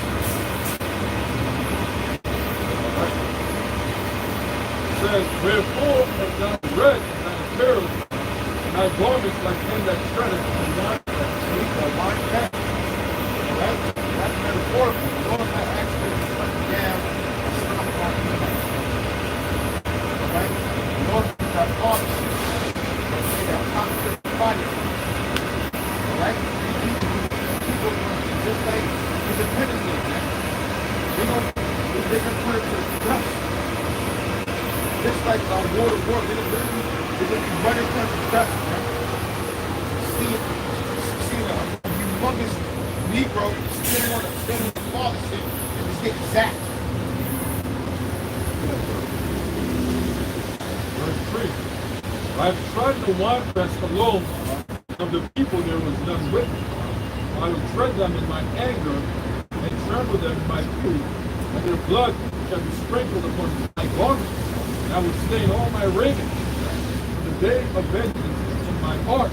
They invented in the Lord's heart, man. That reminds me of Isaiah the 42nd chapter, 3rd verse. Lord says, I'm going to meet your command. And you don't get dealt with what you're going to do to people, man. Alright? All the wickedness that's going on that we don't know of. I didn't want to say that word, man. Okay? But they want to try to legalize, the B word, man. Oh yeah, the MPAs, right? Yeah. They call them minor attracted persons. Crazy. You see what happens when you try to make the alphabet thing make sense? You start to go to a real deep slippery slope. Because now if you say, well, hold on, I was born this way, well then you can tell me that I was born a robber. You can't put that. I was born that way. You get them in, they go home They're out. gonna go home out. But that was all part of the plan from the beginning, though, bro. You know, because we knew that this whole shit, like the brother's saying, would open up a wormhole for all types of endless possibilities of weird shit. Right? Everything, honestly, brother, is everything but the truth. Because here it is, you can love everything under the sun and be attracted. But a man can't fucking be attracted to more than one woman. He can't be polygamous, bro. That's the only thing your nigga can't do. But every other thing, bro. They got, what's the term for if you love trees? Is the actual fucking term for that shit. Yeah, I forget. No, it's not pansexual. That's all sexual. But it's the actual term for people that marry trees, bro. Botophilia, some shit, bro. But there's people that marry trees. They're attracted to trees and things of that nature. You got it, good. Dendrophilia. For water. And say what it means. It says literally means love of trees. Come on, bro. Yeah, we love nature, but we ain't popping nature like Esau crazy ass is, bro. Goddamn hippies and shit. They really into things like that. Is more? Yeah, it says the term may sometimes refer to a paraphilia in which people are sexually attracted to or sexually aroused by trees. Philia, because the word philia itself means what? Love. Right. Like pedo is a child, right? Pedo is a child. Then you got philia, love. Lovers of children. And it ain't the love that we talking about. It's the love that the world's talking about. Sexual lust. You know? So what? Both the shot, man. Isaiah 5 and 20. You know what I'm saying? Because this is why America's got to be destroyed. And this is why, like I think you quoted it, put a mark on the men that sign cry for all the abominations that's being done. Because so much bullshit and perverseness. Matter of fact, Isaiah 19 and 14. Get that real quick, bro. There's so much backwardsness and perverseness going on in Babylon, but what can we do? We can't do nothing but wait on Yahweh Shem Yahushua and sign cry, bro. Do you know that, like, all right, on some real shit, that increases your stress hormone. Right. You see what I'm saying? Why you think we need? This is why we need Yahushua, bro. Yo, if this play is going on for that much more longer, our bodies are physically gonna break down. But it's because Yahweh Shem Yahushua, and the Holy Spirit that we're able to sustain and be alive through this work. I literally feel what you're saying, brother. Yeah, bro, of course. Been feeling like that for quite some time now. Like, brother, it's a fact, bro. You know what I'm saying? Yo, this is too much, bro. Yeah. This is too much. And on top of that, the foods that we eat is to dumb you down. I mean, we ain't none of us eating shit that got us on a high vibration. Let's be real. If we got access to it, that means it's bullshit, bro. I mean, there's levels to the bullshit you can eat. You know what I'm saying? Like I always compare it like this. You got a trash can full of food and trash, right? Obviously, the ones at the bottom is the ones that was there first, and it's more polluted. So the ones at the top is what the bums and the homeless people are gonna more likely go for, instead of digging to the bottom of the trash. How deep into the trash you gonna go? Now I'd rather stay surface level, and that's us trying to go organic and shit. But nonetheless, all that shit is gonna dumb you down. And if it wasn't for the spirit of Yahweh Shem Yahushua, bro, we will be all fucked up in the mind, bro. Lunatics. Like the world, everybody else, they're not under that covenant like we are. So get that Isaiah, get 19 and 14. The perverse. Isaiah 19 verse 14. Lord Yahweh had mingled a perverse spirit in the midst thereof. Right, now what does perverseness mean? Can you get that definition, Brother Kashai, bro? In the common dictionary, man. We know what it means, but just go into emphasize, you know, what it's talking about. And if it ain't talking about America, then you tell me what it's talking about, man. You know? Read that again while you find it. Isaiah chapter 19, verse 14. The Lord Yahweh has mingled a perverse spirit in the midst of. Right, now when you mingle something, it's like you mixing it together, which is the exact essence of the meaning of the word, name, term, Babylon, right? Babylon means what? Babel means confusion. Land of confusion. Babylon, all right, confusion itself, the word con is with, fusion is mixed. So everything's mixed together in Babylon, bro. And things are not, everything ain't supposed to be mixed together. Everything is not supposed to be mingled. The Lord is a separatist, man. Everything is supposed to be separated for proper order. All right, but when you got everything together, it's a giant clusterfuck of confusion. But the Lord is separating that, man. You got the word perverse? I got perverse in the common dictionary. Showing a deliberate or obstinate desire to behave in a way that is unreasonable or unacceptable. There you go. Now, so that goes to show you that Babylon, and not just Babylon, but even Israel, because the Lord called Israel a perverse nation. So Israel deliberately go backwards from what the Lord said. If the Lord said, don't do this, Israel, you know what, I'm gonna do that. If the Lord said, come on, brother, that's why we fucking sign cry, bro. This is why we sign cry, because the things we want to do, we can't do. You know what I'm saying? The things that the judgment that needs to be executed. That's why, bro. That's why when the Lord destroy this fucking place, bro, it's gonna be a great destruction, because this is a huge buildup of fuckery that's been going on. You know, and it's 144,000% justified, bro.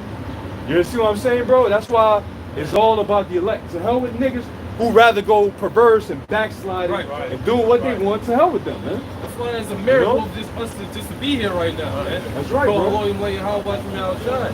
It's a miracle for us just standing here speaking what we speak right now. That is a miracle of the Lord, bro. Because we shouldn't be here. To be honestly, in the flesh, we shouldn't be here right now. All right, cool. Yeah, read on it. Did you get perversion? Yeah. All right. Let's read that. Isaiah, read again and get that. Chapter 19, verse 14. Because we're going to show you how perverse Babylon is, bro. Go ahead, man. The Lord Yahweh hath mingled a perverse spirit in the midst thereof, and they have caused Egypt to err in every work. Error means to go off, to error. Everything that happens here, if it ain't, the elect ain't doing it, if it ain't of Yahweh Shem Yahushua, then guess what? It's an error. All right? It's an error. An error have occurred. You ever turn on a computer and it just crashed? An error have occurred. And now the shit froze. can't do nothing with it but what? Reboot it. Give it a hard reset or something. Well, Babylon, the whole earth is about to get a hard reset. Right. Most High is about to hard reset this whole entire earth. And it's going to be under new management. Yahweh Blashem Yahushua and the elect. Alright, the elect, the first fruits from the beginning of this foundation of the whole world is going to do exactly what they did back then, which was bring order, creation, and establish certain things, bro. You know, and it cannot happen if the so-called white man is still sitting on that throne. That's why Esau must be dethroned. Right. That's why the scripture said the saints of the Most High shall what? Take the kingdom. And we gonna take it. You see? Because Jake, we don't fucking play, bro. Jake, we held back. We're suppressed. We're on the leash. Wait till the Heavenly Father take that damn collar off our neck, bro. You know, we gonna catch wreck out here in society. Man, listen, bro, we being patient. But go ahead, bro. We gonna... Real quick, I'm going to Yeah. This is on Webster 1828. It says, literally turn aside, hence distorted from the right, obstinate in the wrong, disposed to be contrary, stubborn, attractive. To be contrary. So Babylon, like Isaiah the 5th chapter gonna say when you get it. Alright, Babylon the Great is totally contrary. Alright, you got comparisons, you got contrasts. Well, guess what? There's no comparison with Babylon the way it's set up in the scriptures, but everything is contrast. If the scriptures say that, then guess what? You best believe Esau did the exact opposite already. You know, there's certain laws in the scriptures, all the law Israelites say, there's laws they don't even know about. But you know what? Esau is an unjust piece of shit. You know, and then if you really go to the Bible and go into the laws, and then yeah, you know, you swear in the Bible. All right, well, guess what? The same Bible you just told me to swear on says this. Right. And you gonna persecute me for this? That's why the scripture said they call Babylon a hypocritical nation, and the Most High hates hypocrites, bro. So down Isaiah 19 and 14. They have caused Egypt to err in every work thereof, Right. as a drunken man staggereth in his body. Right, like a drunken man staggering in his body. Matter of fact, yeah, now go to Isaiah 5 and 20, and there's a part where they talk about strong drink wine. But go ahead. It's Isaiah chapter 5 verse 20. Woe unto them that call evil good and good evil. That's perverseness. If the Heavenly Father said this is the way of life, but then well, the scripture gonna say it, but the Lord said this is the way of life, right? And then you say, no, life is here. This is the way of life. Meaning two niggas getting together, two men getting together. That ain't life, bro. You dumb fuck. Romans the 1st chapter. That's anti-life. Two women getting together. That's anti-life. You know? Everything Esau pushes is anti-life. You know? Because what's Esau? What's his main thing? Is to destroy Israel. Right? He know he can't destroy every Israelite off the face of the earth, but you know what he's gonna do? Reduce the chances of Israel being repopulated. Alright, hold on.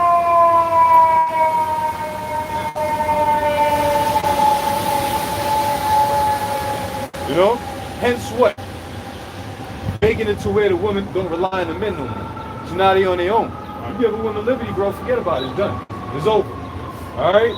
It's over. Now, what else? Breaking up the family structure.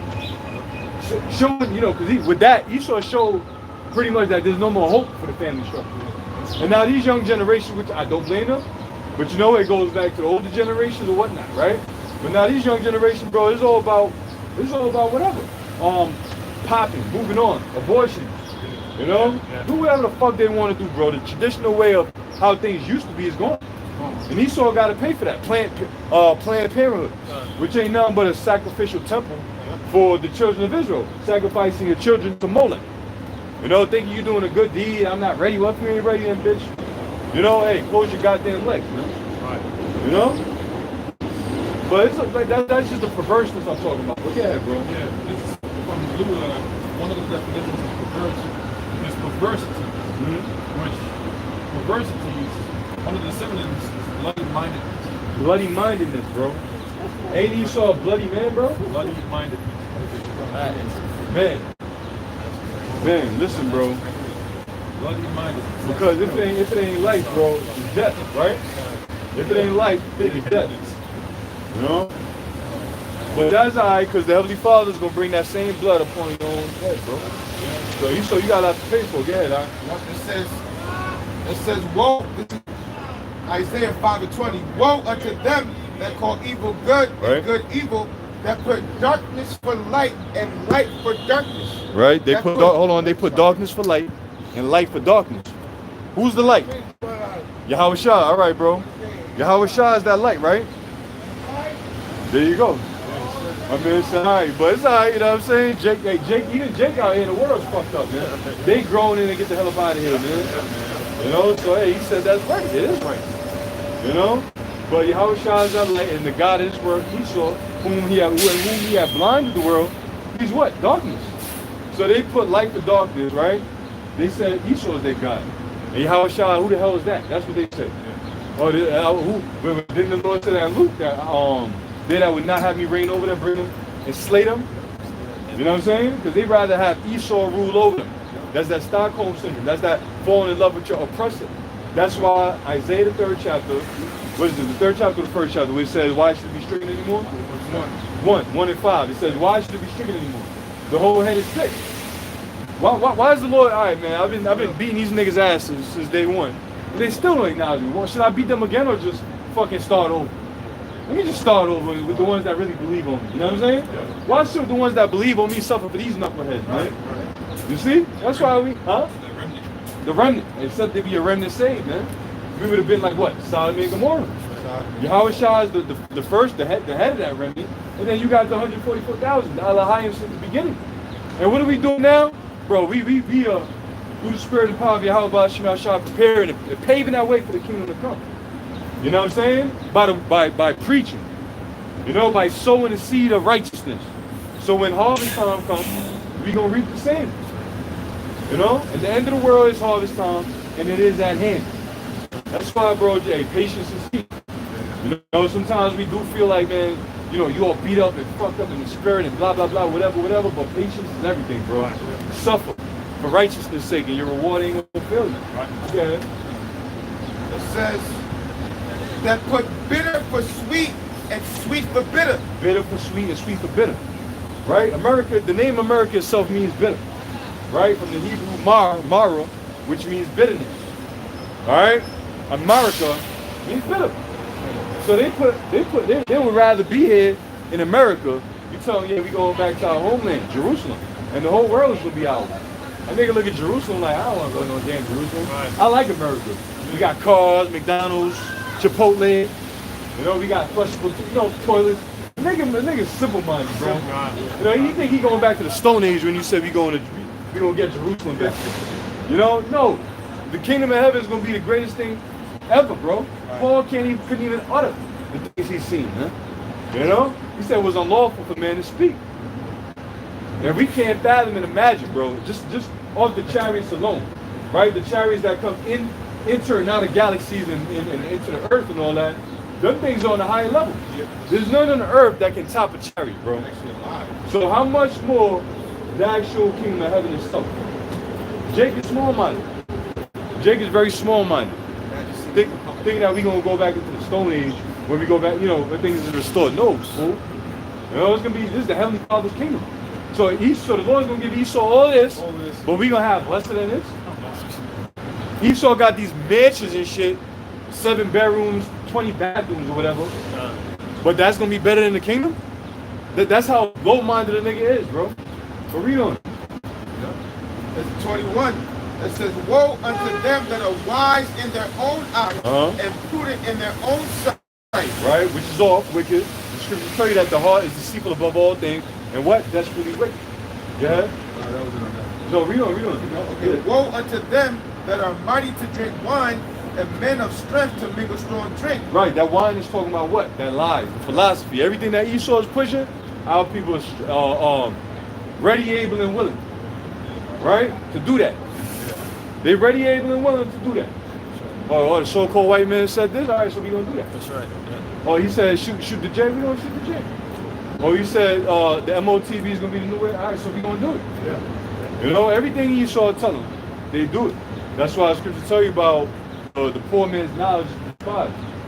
But the rich man, when he speak, everybody's on edge. Everybody's quiet. You know, let's see what he's talking about. Let's take heed. Go read on.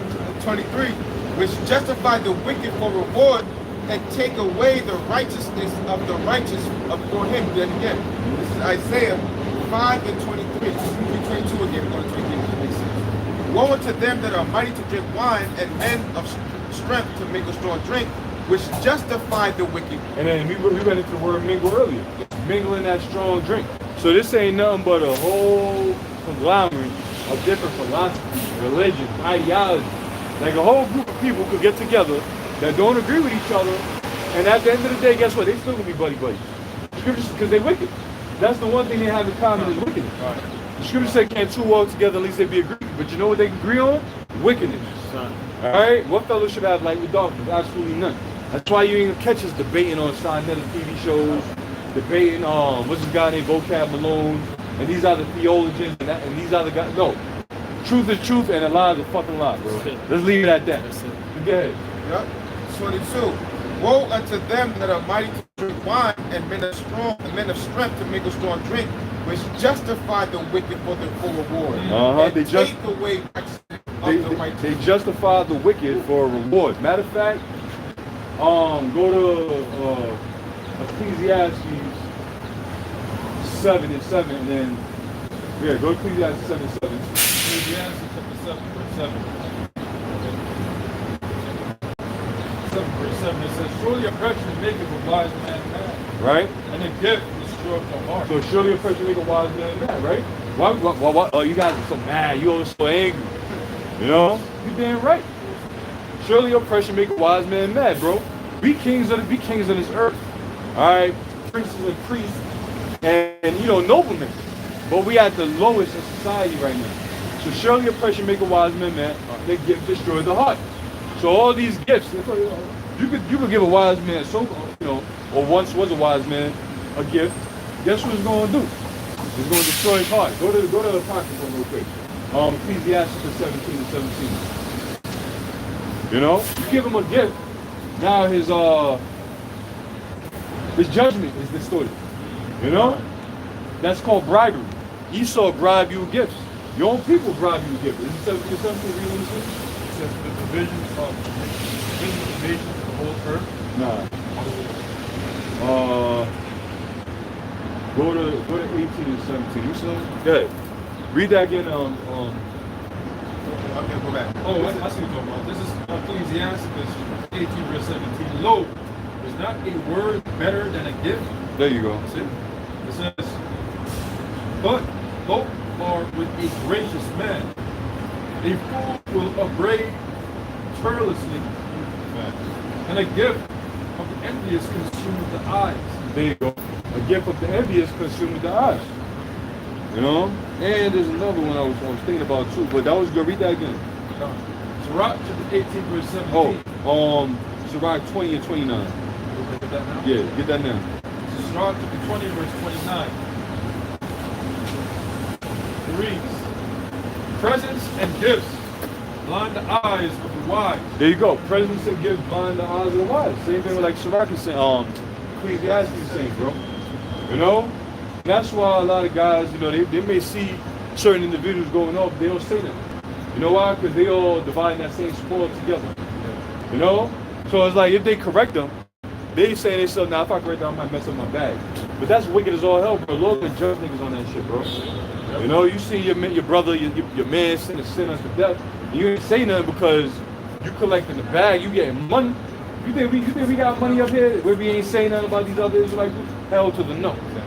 And if Esau came up trying to get his money to do that, you never know what the hell he ain't.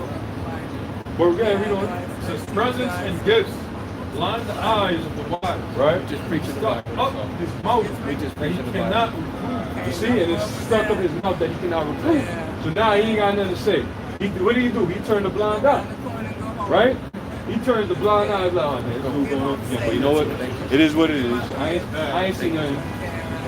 You know, see no evil, hear no evil, speak no evil, all that dumb shit. Go ahead. We're going to go back to Isaiah 5 also. Luke chapter 12 verse 2. Straight to the point, it says, for there is nothing covered that should not be revealed, neither hid that should not be known. That's it. Point blank period.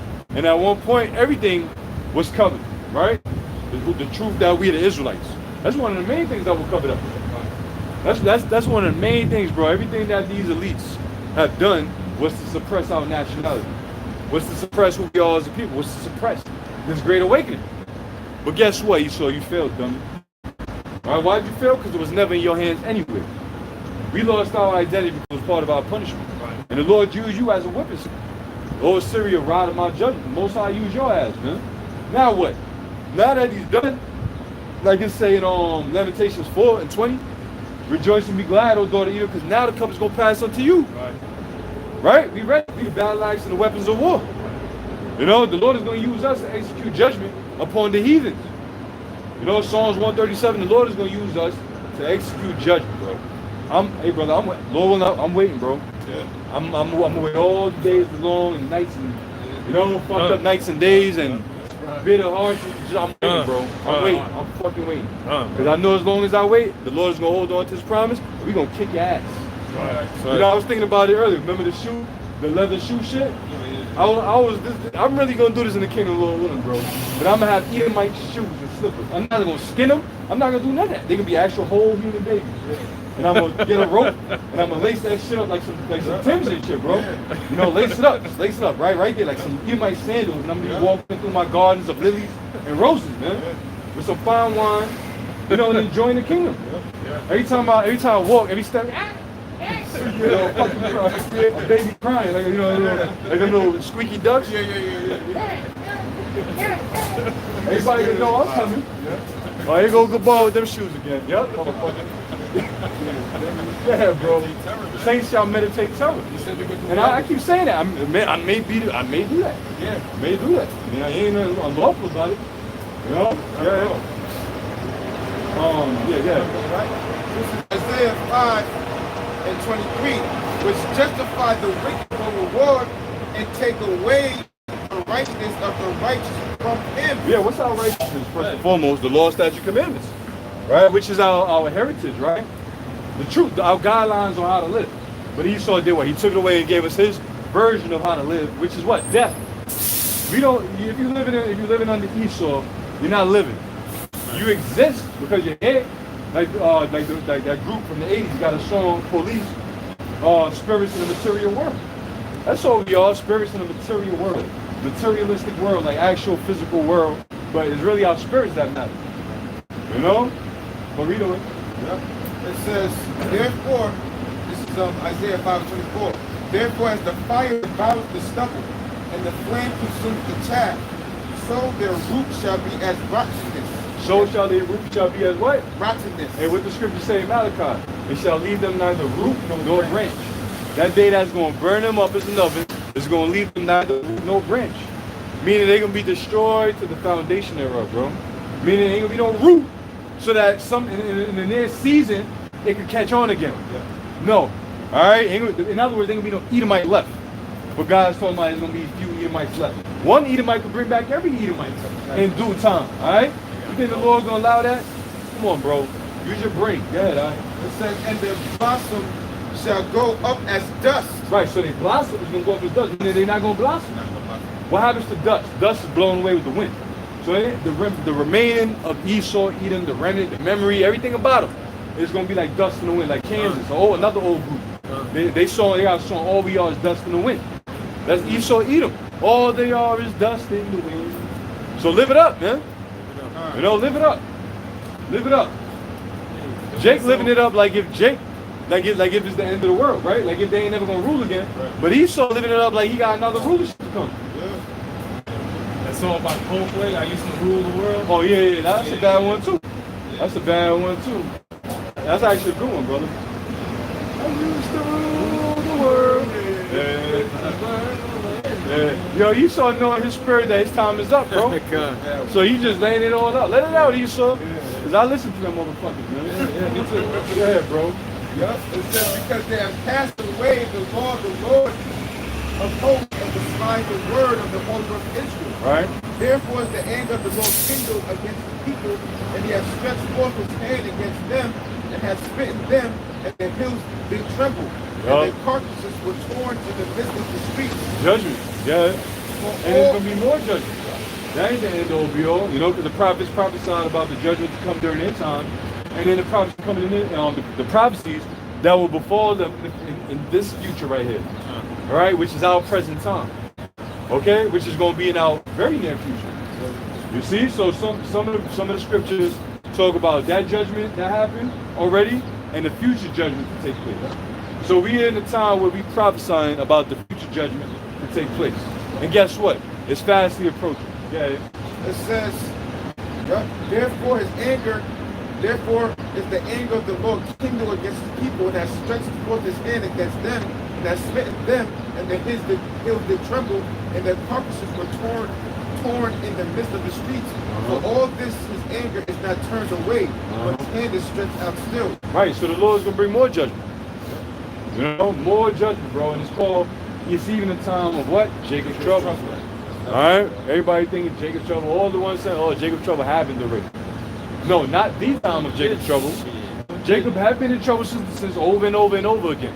But the scriptures talk about is even the time of Jacob's trouble, but he shall be saved out of it. How is he going to be saved out of it? Michael the Archangel is going to stand up for brothers, man. Their families, all right? Their wives and children.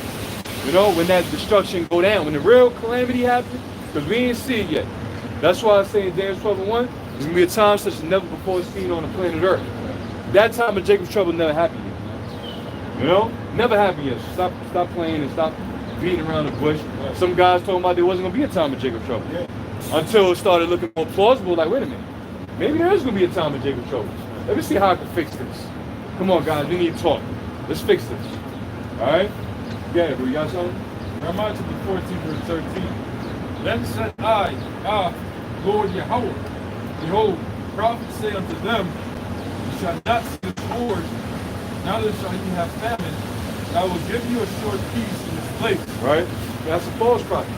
Okay? And the Lord Yahweh said unto me, the prophets prophesy lies in my name. Yeah. I send them not.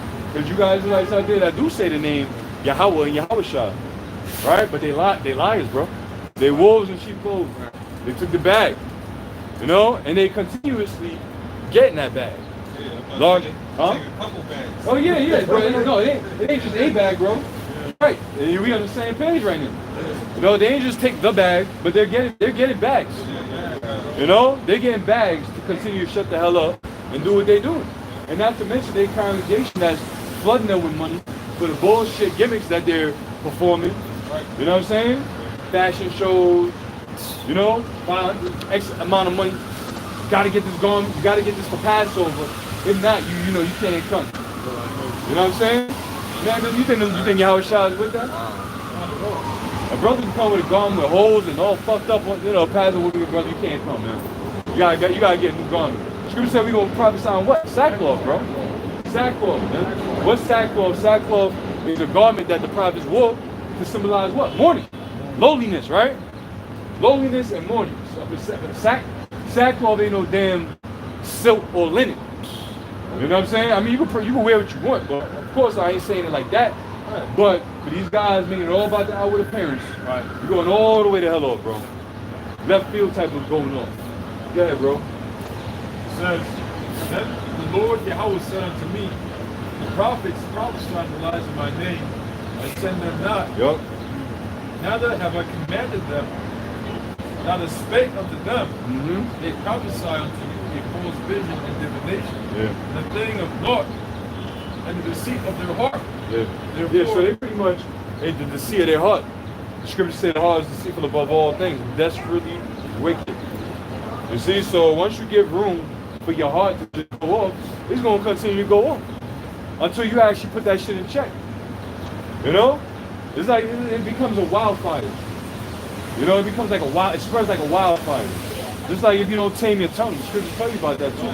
About not being able to tame your tongue, how it's one. Matter of fact, scripture say you can tame animals and shit, but the tongue, who can tame it? You know what I'm saying? And you start, you know, letting off, you gonna find yourself saying more and more shit that you shouldn't say. Same thing with your mind. You don't control your mind. You give room for Satan, then it's just gonna spread like wildfire. To the point you gotta rebuke it. That's right, bro. Susceptible to anything, yo. And yeah, that's right. You're susceptible to anything. You know, Ephesians 6 chapter. Now all the fiery darts penetrating your ass. You don't have no high walls surrounding you, protecting you, and the hedge over you. And now all the fiery darts is open, attacking you. Next thing you know, you're going. You're going. Because you ain't in control of your goddamn self. Go ahead, all right. What's that pose you put up on? Control yourself. Be in control. Alter your thinking, and delete negativity. negativity. Yeah. My brother had put that up. I reposted, which is fire. Because hey, we all need to work on ourselves, bro.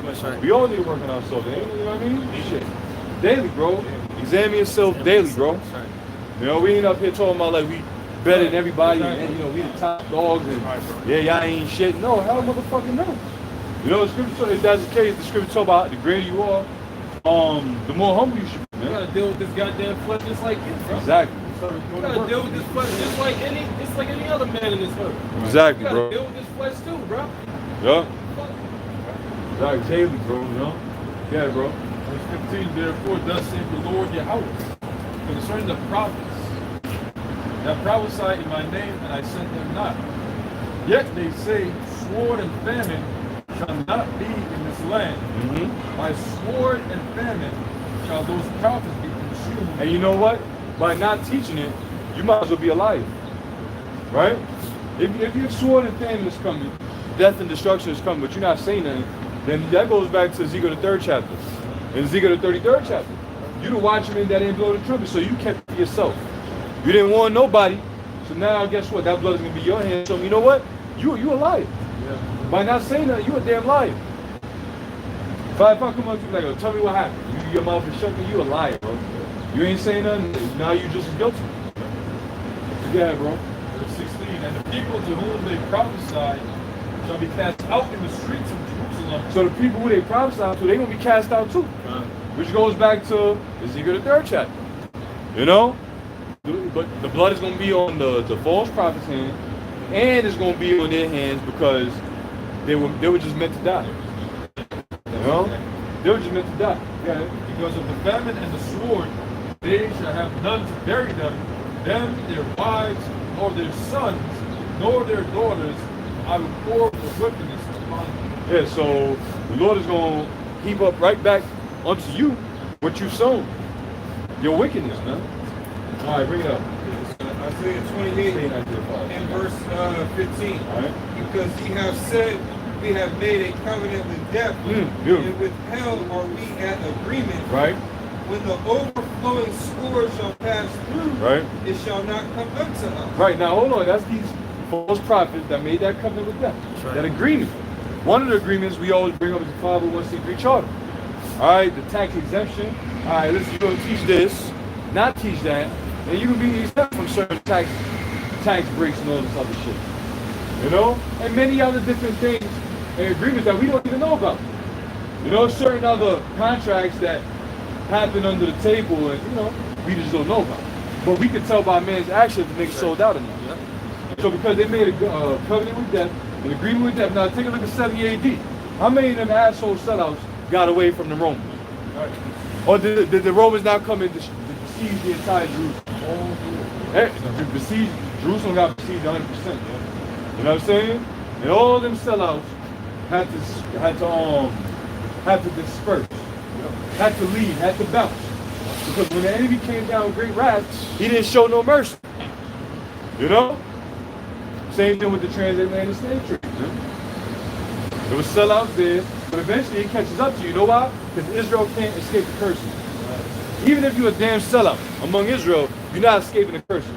So it's gonna come back and haunt your ass. Forget it, bro. It says, and with hell are we at agreement when the overflowing sword pass through, it shall not come unto us. Right?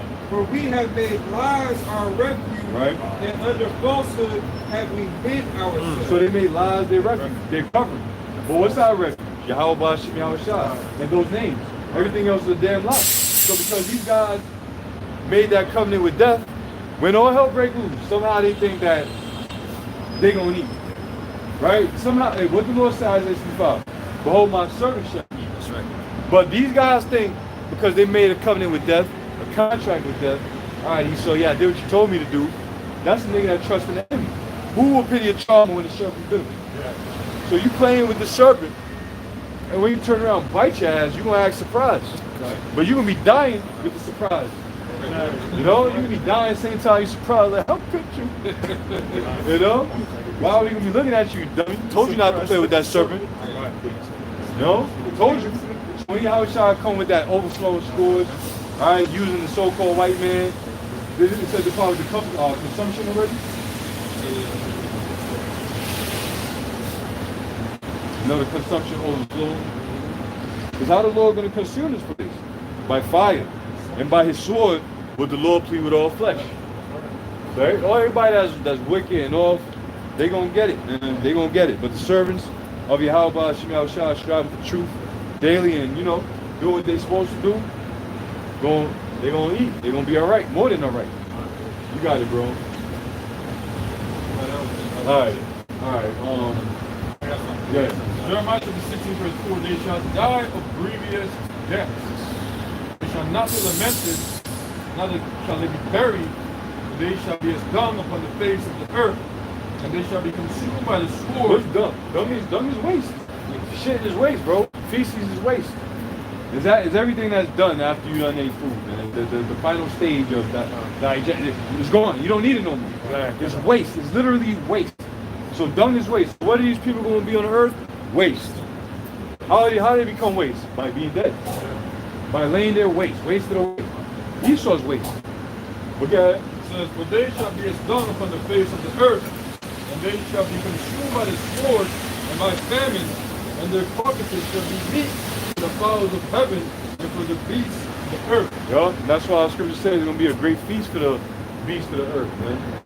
You know, it's going to be a giant feast. Oh, believe that, bro. Watch. The Lord is bad, man. He know them animals know where the food is at.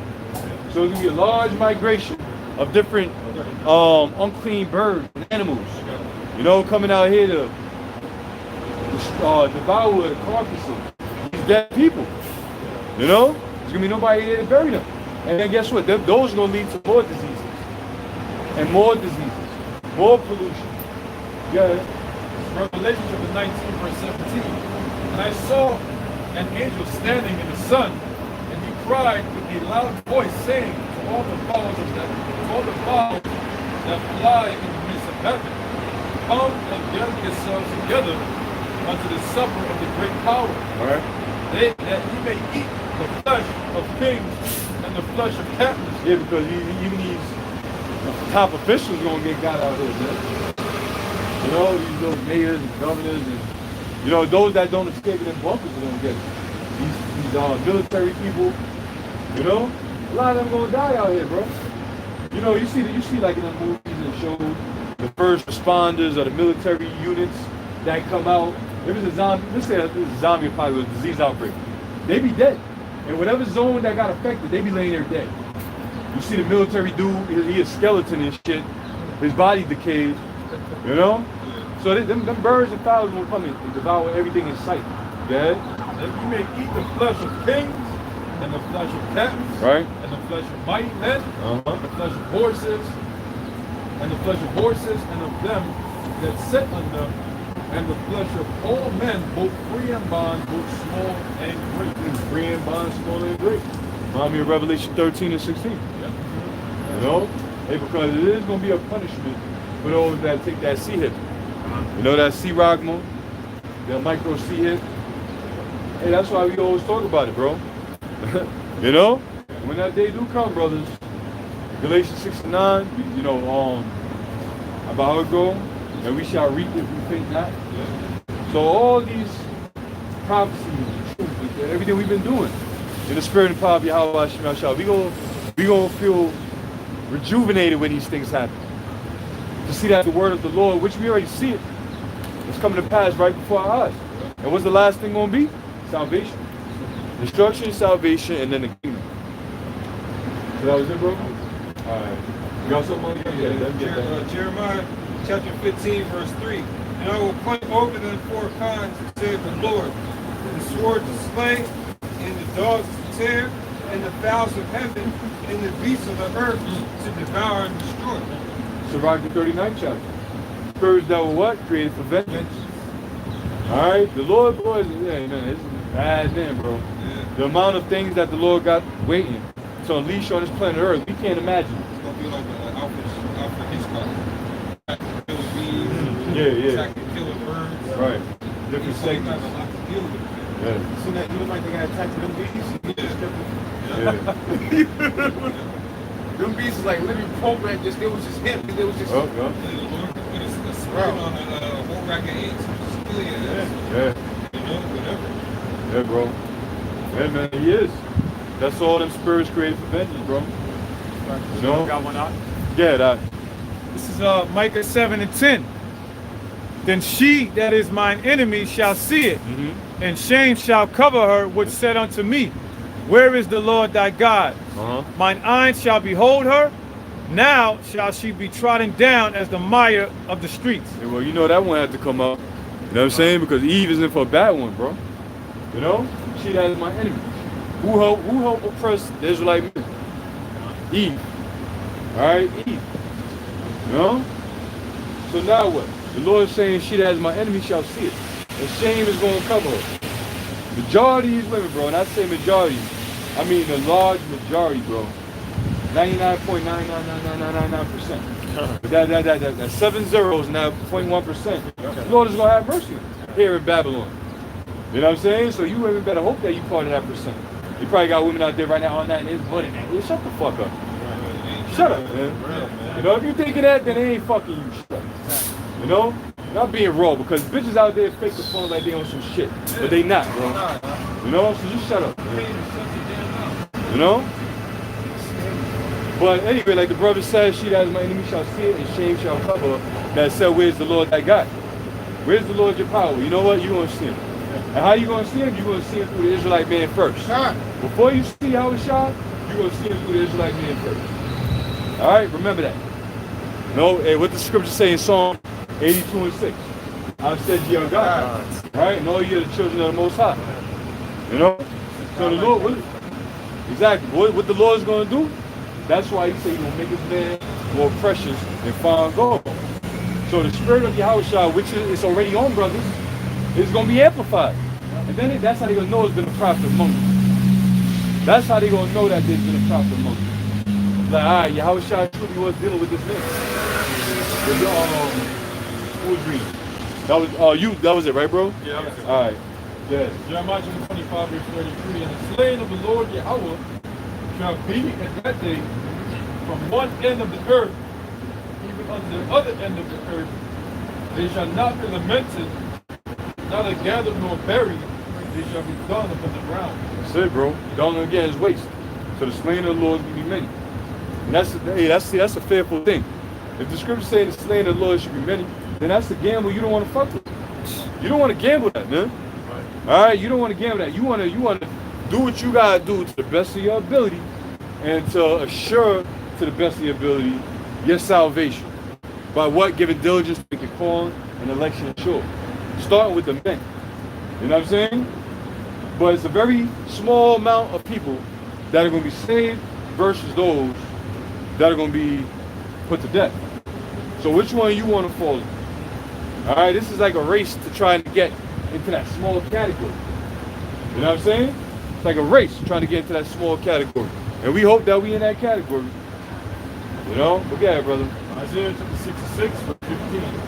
For, behold, Lord Yahweh will come with fires and with chariots like a whirlwind, to render his anger with fury, and his rebuke with flames of fire. Right? For by fire and by his sword will the Lord Yahweh plead with all flesh, and the slain of the Lord Yahweh shall be avenged. And that's the ICB of destruction. Because while all that's happening, the Lord Yahushua is coming with his chariots, what the world calls UFOs. All right, and they're going to manifest themselves in these last days. Like I quoted earlier, they shall enter into the house of the thief. All right, they're going to be a terror. That's what Scripture said. This is the curse that goes forth over the face of the whole earth. Esau is frantic right now, trying to figure out how we gonna do this.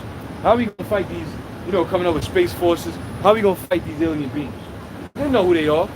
That's our reinforcements, fool. Right. That's our reinforcements. And guess what? When they pop up, reinforcements have arrived. We got nothing to worry about. Nothing to worry about, bro. So come on with it, Esau. You already know that.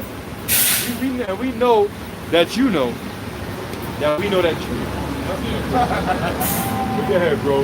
Go back in Isaiah 5. So back to Isaiah chapter 5, verse 26.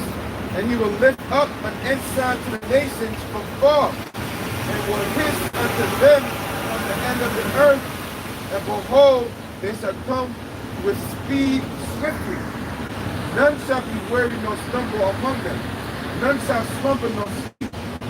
Neither shall the girdle of their loins be loosed, nor the latchet of their shoes be It's broken. not gonna be enough time. Yeah. It's gonna be moving too quick. Yeah. Well, what is the nigga? Because they got supersonic and hypersonic missiles. Yup. What is the average nigga or average Eon Edomite gonna do in 15 minutes? Can't do nothing, bro. Yes, it's in the middle of the city, or even out in the middle of nowhere. What are you gonna do? Where are you gonna go in that time? You can't get out of Babylon that fast. Can't do nothing, bro. And the word hypersonic means exceeding sound. Hyper means exceeding, and sonic means sound. That's why the scripture says in 1 hour of Revelation 18 verse 17 that America is going to be destroyed. Because the Lord is going to release 200,000 nuclear warheads upon the shores of the earth. Babylon is great to destroy Italy. Yeah. And that goes into get Joel 3, bro, because that goes into that too. Yeah. 28, it says, whose arrows are sharp and all their bows bent. Their horses' hoofs shall be counted like flint, and their wheels like a whirlwind. So powerful, bro. Powerful. You know? Because that's the ICBM all powerful, man. You know, like the bro just mentioned, hypersonics. What was the other one? Supersonic. You know, these Russia got the joint called the Vanguard. And who knows what else they got after that? Satan too. A whole lot of shit. Missiles, they would have to go out into the outer atmosphere and then re-enter. Yeah. Now they can just stay in the atmosphere and they can be guided by the satellites that are outside. And those would be the hypersonics, right? Yeah, yeah, yeah. And it says that fast missiles move like this, so it's impossible. After moving hypersonic, it moves like this, so it's impossible to really get up. Yeah, Russia made that statement about 5 years ago when they said they got the technology for no defense system until 2020 or 2030 to stop it. Can't stop it. They said this years ago. Yeah, that's why, like Apostle Hart brought up, that's why the scriptures say that he should, that he's gonna come as a thief. Because when the missiles come and they shot, they coming undetected. By the time you realize that they coming, I'm talking about when I say they, but by the time these might realize that they coming, bro, it's too late. You know what? But they still gonna sound the alarm, and everybody's still gonna panic. Yeah. If there was grace for it, they would just let it be. And just let these people die without knowing. But you know, he's still gonna sound the alarm, nuclear attack in 10 minutes. Boy, that shit would be fucked up. You know the kind of anxiety people gonna have. Oh my God. Your last time in hell is anxiety, bro. Hey, boy, man, listen. But you know That's an anxiety attack you don't want to have. that's why I was gonna say men's hearts don't feel it. Like that's gonna cause instant heart attacks, bro. But then when the shit ready to detonate, you resuscitate it. Your angel put that tap your chest. Whoop. Hey, let's think about it because we brought this out as well. Yahushua is coming from that dimension, right, to judge. So he's coming out of that dimension to judge the earth. Where do you think his spirit's going to go if he's coming out of the dimension It's coming right back. to into the earth Yeah. to judge the earth? Yeah. Your spirit's going to be left here. Exactly. Your spirit's going to be in this room. Exactly. So you're going to have to deal with every ounce of that anxiety attack and that fear and that dreadful horror that you're going to have to feel when your house shine lets loose those nuclear missiles on your ass. Yo, beautiful point. You know why? You know what proves that point too? What the scriptures say about the dead ain't how it shine. Exactly. They're gonna come back. So why? Exactly, they gonna come back. The spirits is gonna come right back to be raised up. He's bringing them spirits with him. So it ain't gonna be no spirits in the spirit world hiding now. Like, yeah, thank God I ain't dead. Yeah, exactly. Even the angels is gonna leave the spirit world to come back, bro. But I must Go ahead, be able to add it to you, brother. Go. Because I've been thinking about this heavy in the spirit. Yahushua, when he gave up the spirit on the cross, what happened? It was the resurrection of the first There was a fruits. resurrection People of came out of saints death. that came back to life. And they lived the So Yahweh Shai, when it said he went, he gave up the spirit, he went to the what? The spirits in prison. That's the ones that came back to life. Yep.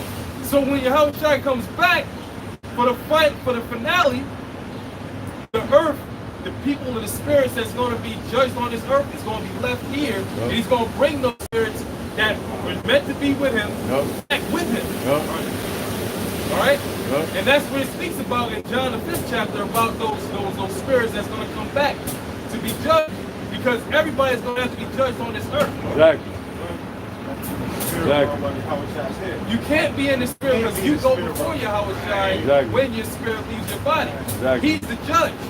So when he comes back, that only stands the reason you're going to be left in this realm to be judged. Because this is it. There ain't gonna be no, I'm in the waiting room in the heavens, waiting for Yahweh Shai to come back. It's not going to be that, bro. That's why it's going to speak about the second death. The second death. Well.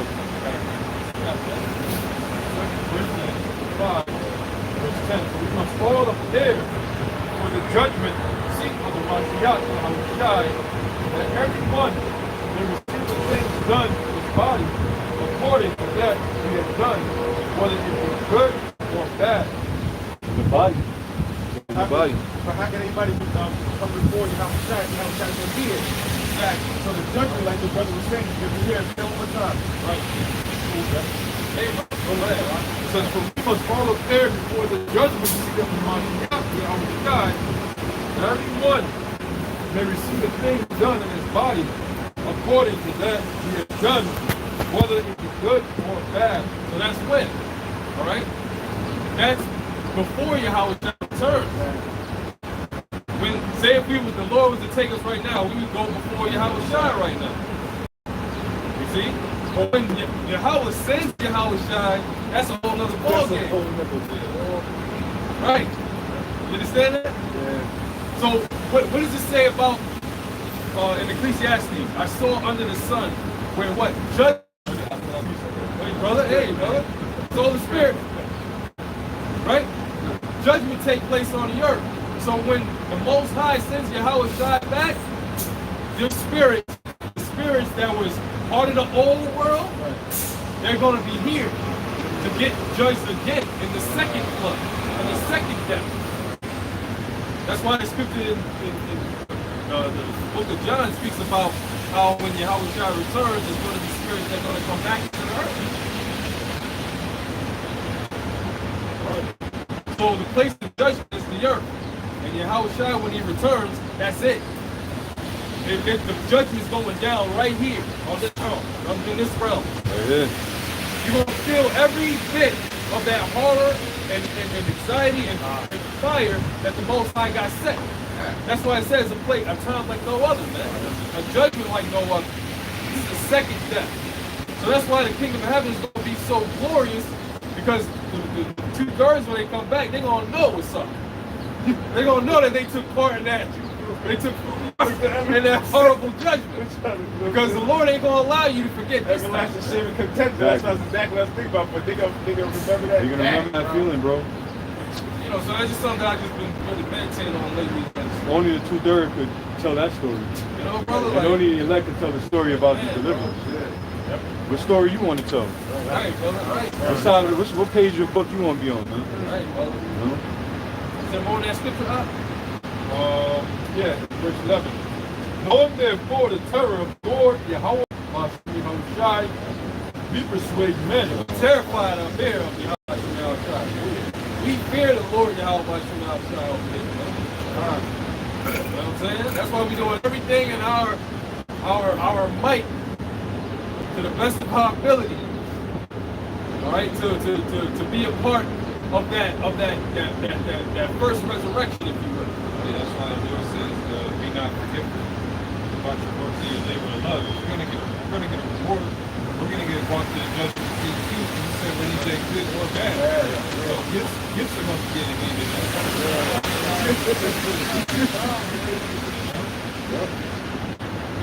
So it says, we persuade men, but we are made manifest unto Yahweh, Hashem Yahweh Shai, and I trust also. are made manifest in your conscience. Right, because we out here to persuade you to, hey, fear the Lord. Because when it goes down, it's going down. There ain't no turning back. There's no, I should have, could have, and would have, man. It's going to be that. The judgment's going to be set. You know? Yeah, ain't no retake. You know, in school, the teacher would be like, oh, you can take the test again. There ain't no retake in this one. Right. Yeah, that's that. When you go to Revelation, the 3rd chapter, the 10th verse, the try them, you know that word is tested. So everybody's going to have to face that testing. And the Lord said, because thou hast kept the word of my patience, I also have the patience.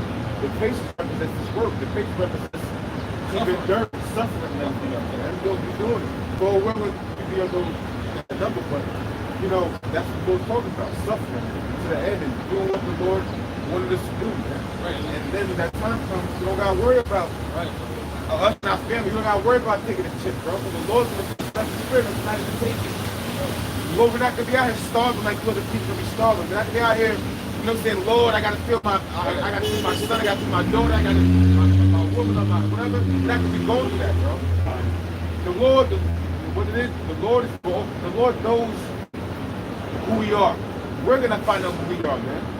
That's what the Lord's going to do, and everything. That's what the Lord says, what? Your works follow him, man. The works going to follow us during Jacob's trouble. That's when you go to 2nd Ezra, 16th chapter, I think 70, it says, let me get it real quick. This is 2nd Ezra, because this is what the Lord's talking about right there. Is like as soon as Jacob's trouble happened, like when it goes down, the Lord knows how to think. This is 2nd Ezra 16, and it says, at 70. Yeah, I'll read from 70. It says, we go up a little bit. For behold, the burning wrath of a great multitude is kindled over you, and they shall take away certain of you and feed you, being idle and think over the idols. That's the midst of Jacob's trouble. That's what she's about to go down. That's at 3 a.m. You know, whatever list you want, the red list, the blue list, the yellow list. You know, look what they said, and that's the Gurgatudes coming in. It says, and they that can, and that's ultimately talking about when you go into the camps, you're going to have to make a decision, man. Take that thing and not take it. Look what the Lord said. And they that consent unto them shall be had in derision and a reproach and trod in the foot. For there shall be in every place in the next cities a great insurrection upon those that fear the Lord. Let's talk about the elect. There's going to be a great insurrection upon the elect, man, because they're coming after the elect. Because that's why it says that what? That the serpent, the dragon after the woman. That's going to happen again, bro. They gonna come after. They're not worried about two-thirds being washed up, right? But they want the elect. That's who they come after, right? The ones that's fighting against their vibration, the light against the dark against the light, right? It says, but they shall be like madmen, sparing none, but still spoiling and destroying those that fear the Lord. For they shall waste and take away their goods and cast them out of their houses. Then shall they be known who are my chosen. And they shall be tried as gold in the fire. And what does gold do in the fire? All it does is just get stronger and it brightens up. Because we can be bright burns out here, man. All right, the Lord, all the fire does to the gold is just take out the dross. All right, so we're going to be actually better during the trouble. We're going to be refined. We're going to be in perfection. Meaning, when the Lord comes back, we're going to be that perfect woman ready, man, to be with our husband, man. Why? Because we're going to be refined. It says here, and look what the Lord said, because the Lord knew how we were going to think. Because we're going to be about, look, you know the situation is Lord might have an evil time. Get up, get about it now. As soon as you get about it, you see Gurgatudes or whatever, Android, you know what I'm saying? You're in the wilderness now, man. And what the Lord said, you might think, here, oh my beloved, just like that, sick, like everything can go so fast. Here, oh my beloved, said the Lord, behold, the days of trouble are at hand, Jacob's trouble. But I will deliver you from the same. So these are the things that we're going to have the Lord to have in our mind, man. You know, I did the Lord. No, the Lord's with me. I know. And the Lord's going to be with you, I'm telling you. And the God of them who keep my commandments and precepts, saith the Lord power. Let not your sins weigh you down. Let not your iniquity buckle something like that. Did I do enough of the work? Now the Lord got you here, man. Of course, he's got you to the end. The Lord said, don't think about those things, right? Have faith in that time. Woe be unto them, it says, and the God of them who keep my commandments and precepts said to a power, let not your sins weigh you down, and let not your iniquities lift up themselves. Woe be unto them that are bound with their sins and covered with their iniquities, like as the field is covered over their bushes. And that's talking about the 2/3. That's it. That's it. Those are the ones that are going to be destroyed, bro. Right. We are working what? Keeping the commandments to the best of our ability. Scripture say, as a way to a drop. Right? As a way to a drop, it's going to be those that perish as to those that are saved. Right? Woe to them that are what? Covered in their sin. Hey, Isaiah the first chapter. Right? A people laden with iniquity. Yeah, that's the majority of these you so-called blacks, Latinos, Native Americans. 2/3 of you, man. Right? You are the ones that are going to be judged, like the Lord said in Amos 9 and 10. All the sinners of my people shall what? Die by the sword. You see? So, what are the ones that are separate from you? The elect. That's why the Lord said, I will not utterly destroy the house of Jacob. The elect are the ones that Yahweh Bashim Ashai is going to preserve. Preserve. The Lord got them on preserve and reserve. Right? Which number we pray and hope like heaven to be a part of, man.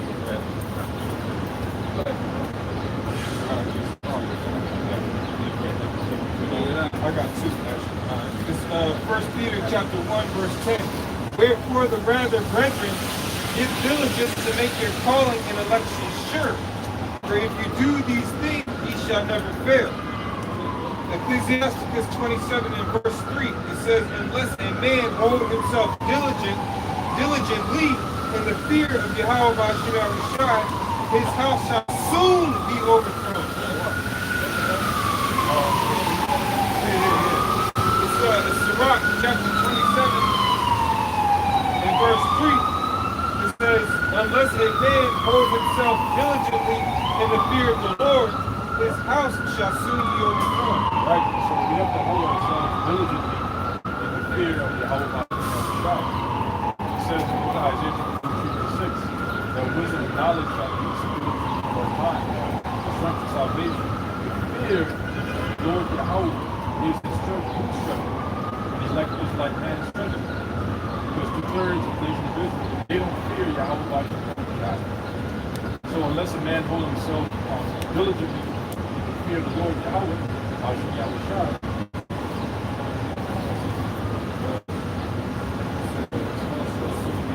Right, his house shall soon be overthrown. Okay? So we have to continue to fear Yahweh Hashem Yahushua. Right. Constantly. Every second, every day, every hour. Because that's our treasure. That's something that's recorded this early. This is Galatians chapter 6 and verse 8. It says, for he that sows to his flesh, shall the flesh reap corruption.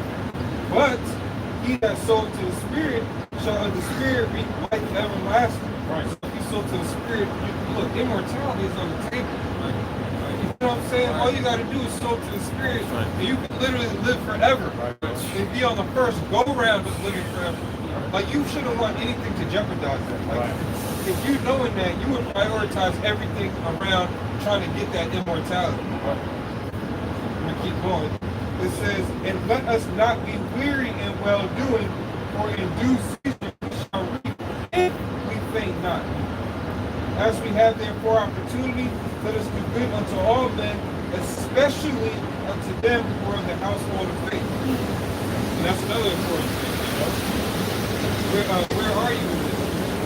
You know, are you MIA or are you present? You know, a lot of Jacob not present.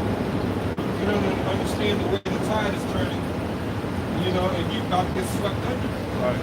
That's no bueno. This is Hebrews chapter 11. Actually, that's chapter 10, verse 38. Now the just shall live by faith. If any man draw back, my soul shall have no pleasure in him. Yeah, people always ask us questions like, what are you going to do? You know, when all hell breaks loose. You know, what's your plan? Like, breathing it, what's your escape route? You know, like, bug out, what is your intention? I explain is these prayers I've been trying to make. You know, it's these precepts, it's scriptures about comfort. And I pray to Yahweh Shemel Shai. He downloads it back into my mind again when all hell breaks loose. Scripture talks about how you're not supposed to go to your left or to your right. You just depend on Yahweh Shemel Shai. Go ahead. Hebrews chapter 11, verse 1. Now faith is the substance of things hoped for, evidence of things not seen. Jump down to verse 6, but without faith, Right, you can't just go to your Stop and Shop and say, let me go to aisle 7 and get some faith. Or no, or put your faith in the closet and say, okay, all hell's breaking loose. Let me go open up my closet and pull out this size 14 faith. You know? No, it don't work like that. but without faith, it is impossible to please him. For he that cometh to Yahweh by Shai must believe that he is. Right, so you can't even please the Lord unless you already believe that he is Yahweh. You know, and Yahweh, like he said, unless he is, I'll take my problem. It says you have to believe that he is, which is loosely translated as what? The Lord is Yahweh. You literally have to believe that he is. It says that in John, he that has set to the seal that the Most High is true. You gotta seal this, like you know how the people's conscience are sealed with a hot iron. Ours are sealed too, with the faith in Yahweh by Yahweh Shai. Right. Abarat Zah, we stay and keep our integrity to the end, no matter what. Spirit we ended on faith. It says, for he that cometh to Yahweh by Shai must believe that he is, and that he is a rewarder of them that diligently seek. Yeah, that the ultimate reward is being preserved in the evil time. The Lord lead you all the way up to the missiles. But when you get to the missiles and get delivered, that means you made it through cannibalism, you made it through famine, you made it through the MOTV, you made it through your family turning against you, you made it through the persecution of wicked Israelites. You know, you might have had to get scourged, you might have got hauled off to an enemy like a black site where they beat the shit out of you. You made it through all that. You know? That's when we're gonna receive that reward.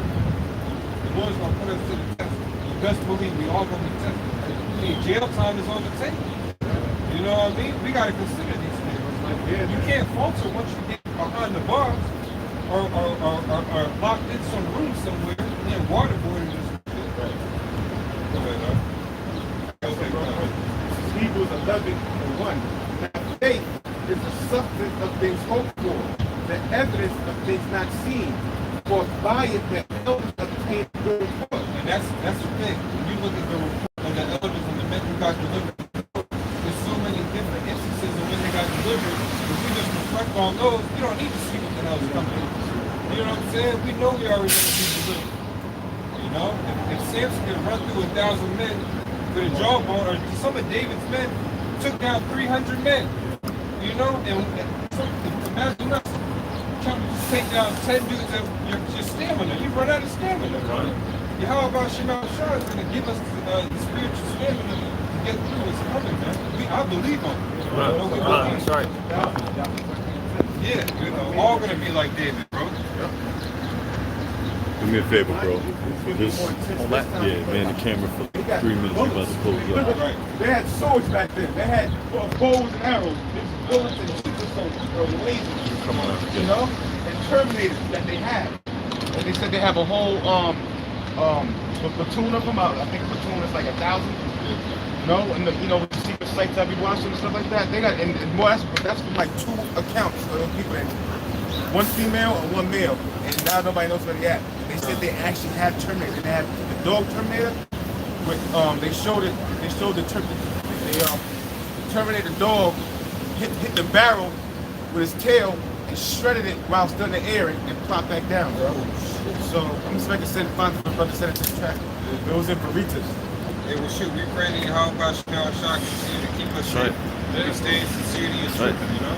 So with that, we give all praise to our power. Yahweh Hashem, Yahweh Shai, Hashem, Rakapadash. Y'all want to elect double honors to our elders and apostles. Shalom, Baba Ball. Shalom. Shalom. Bro, mother gun came through.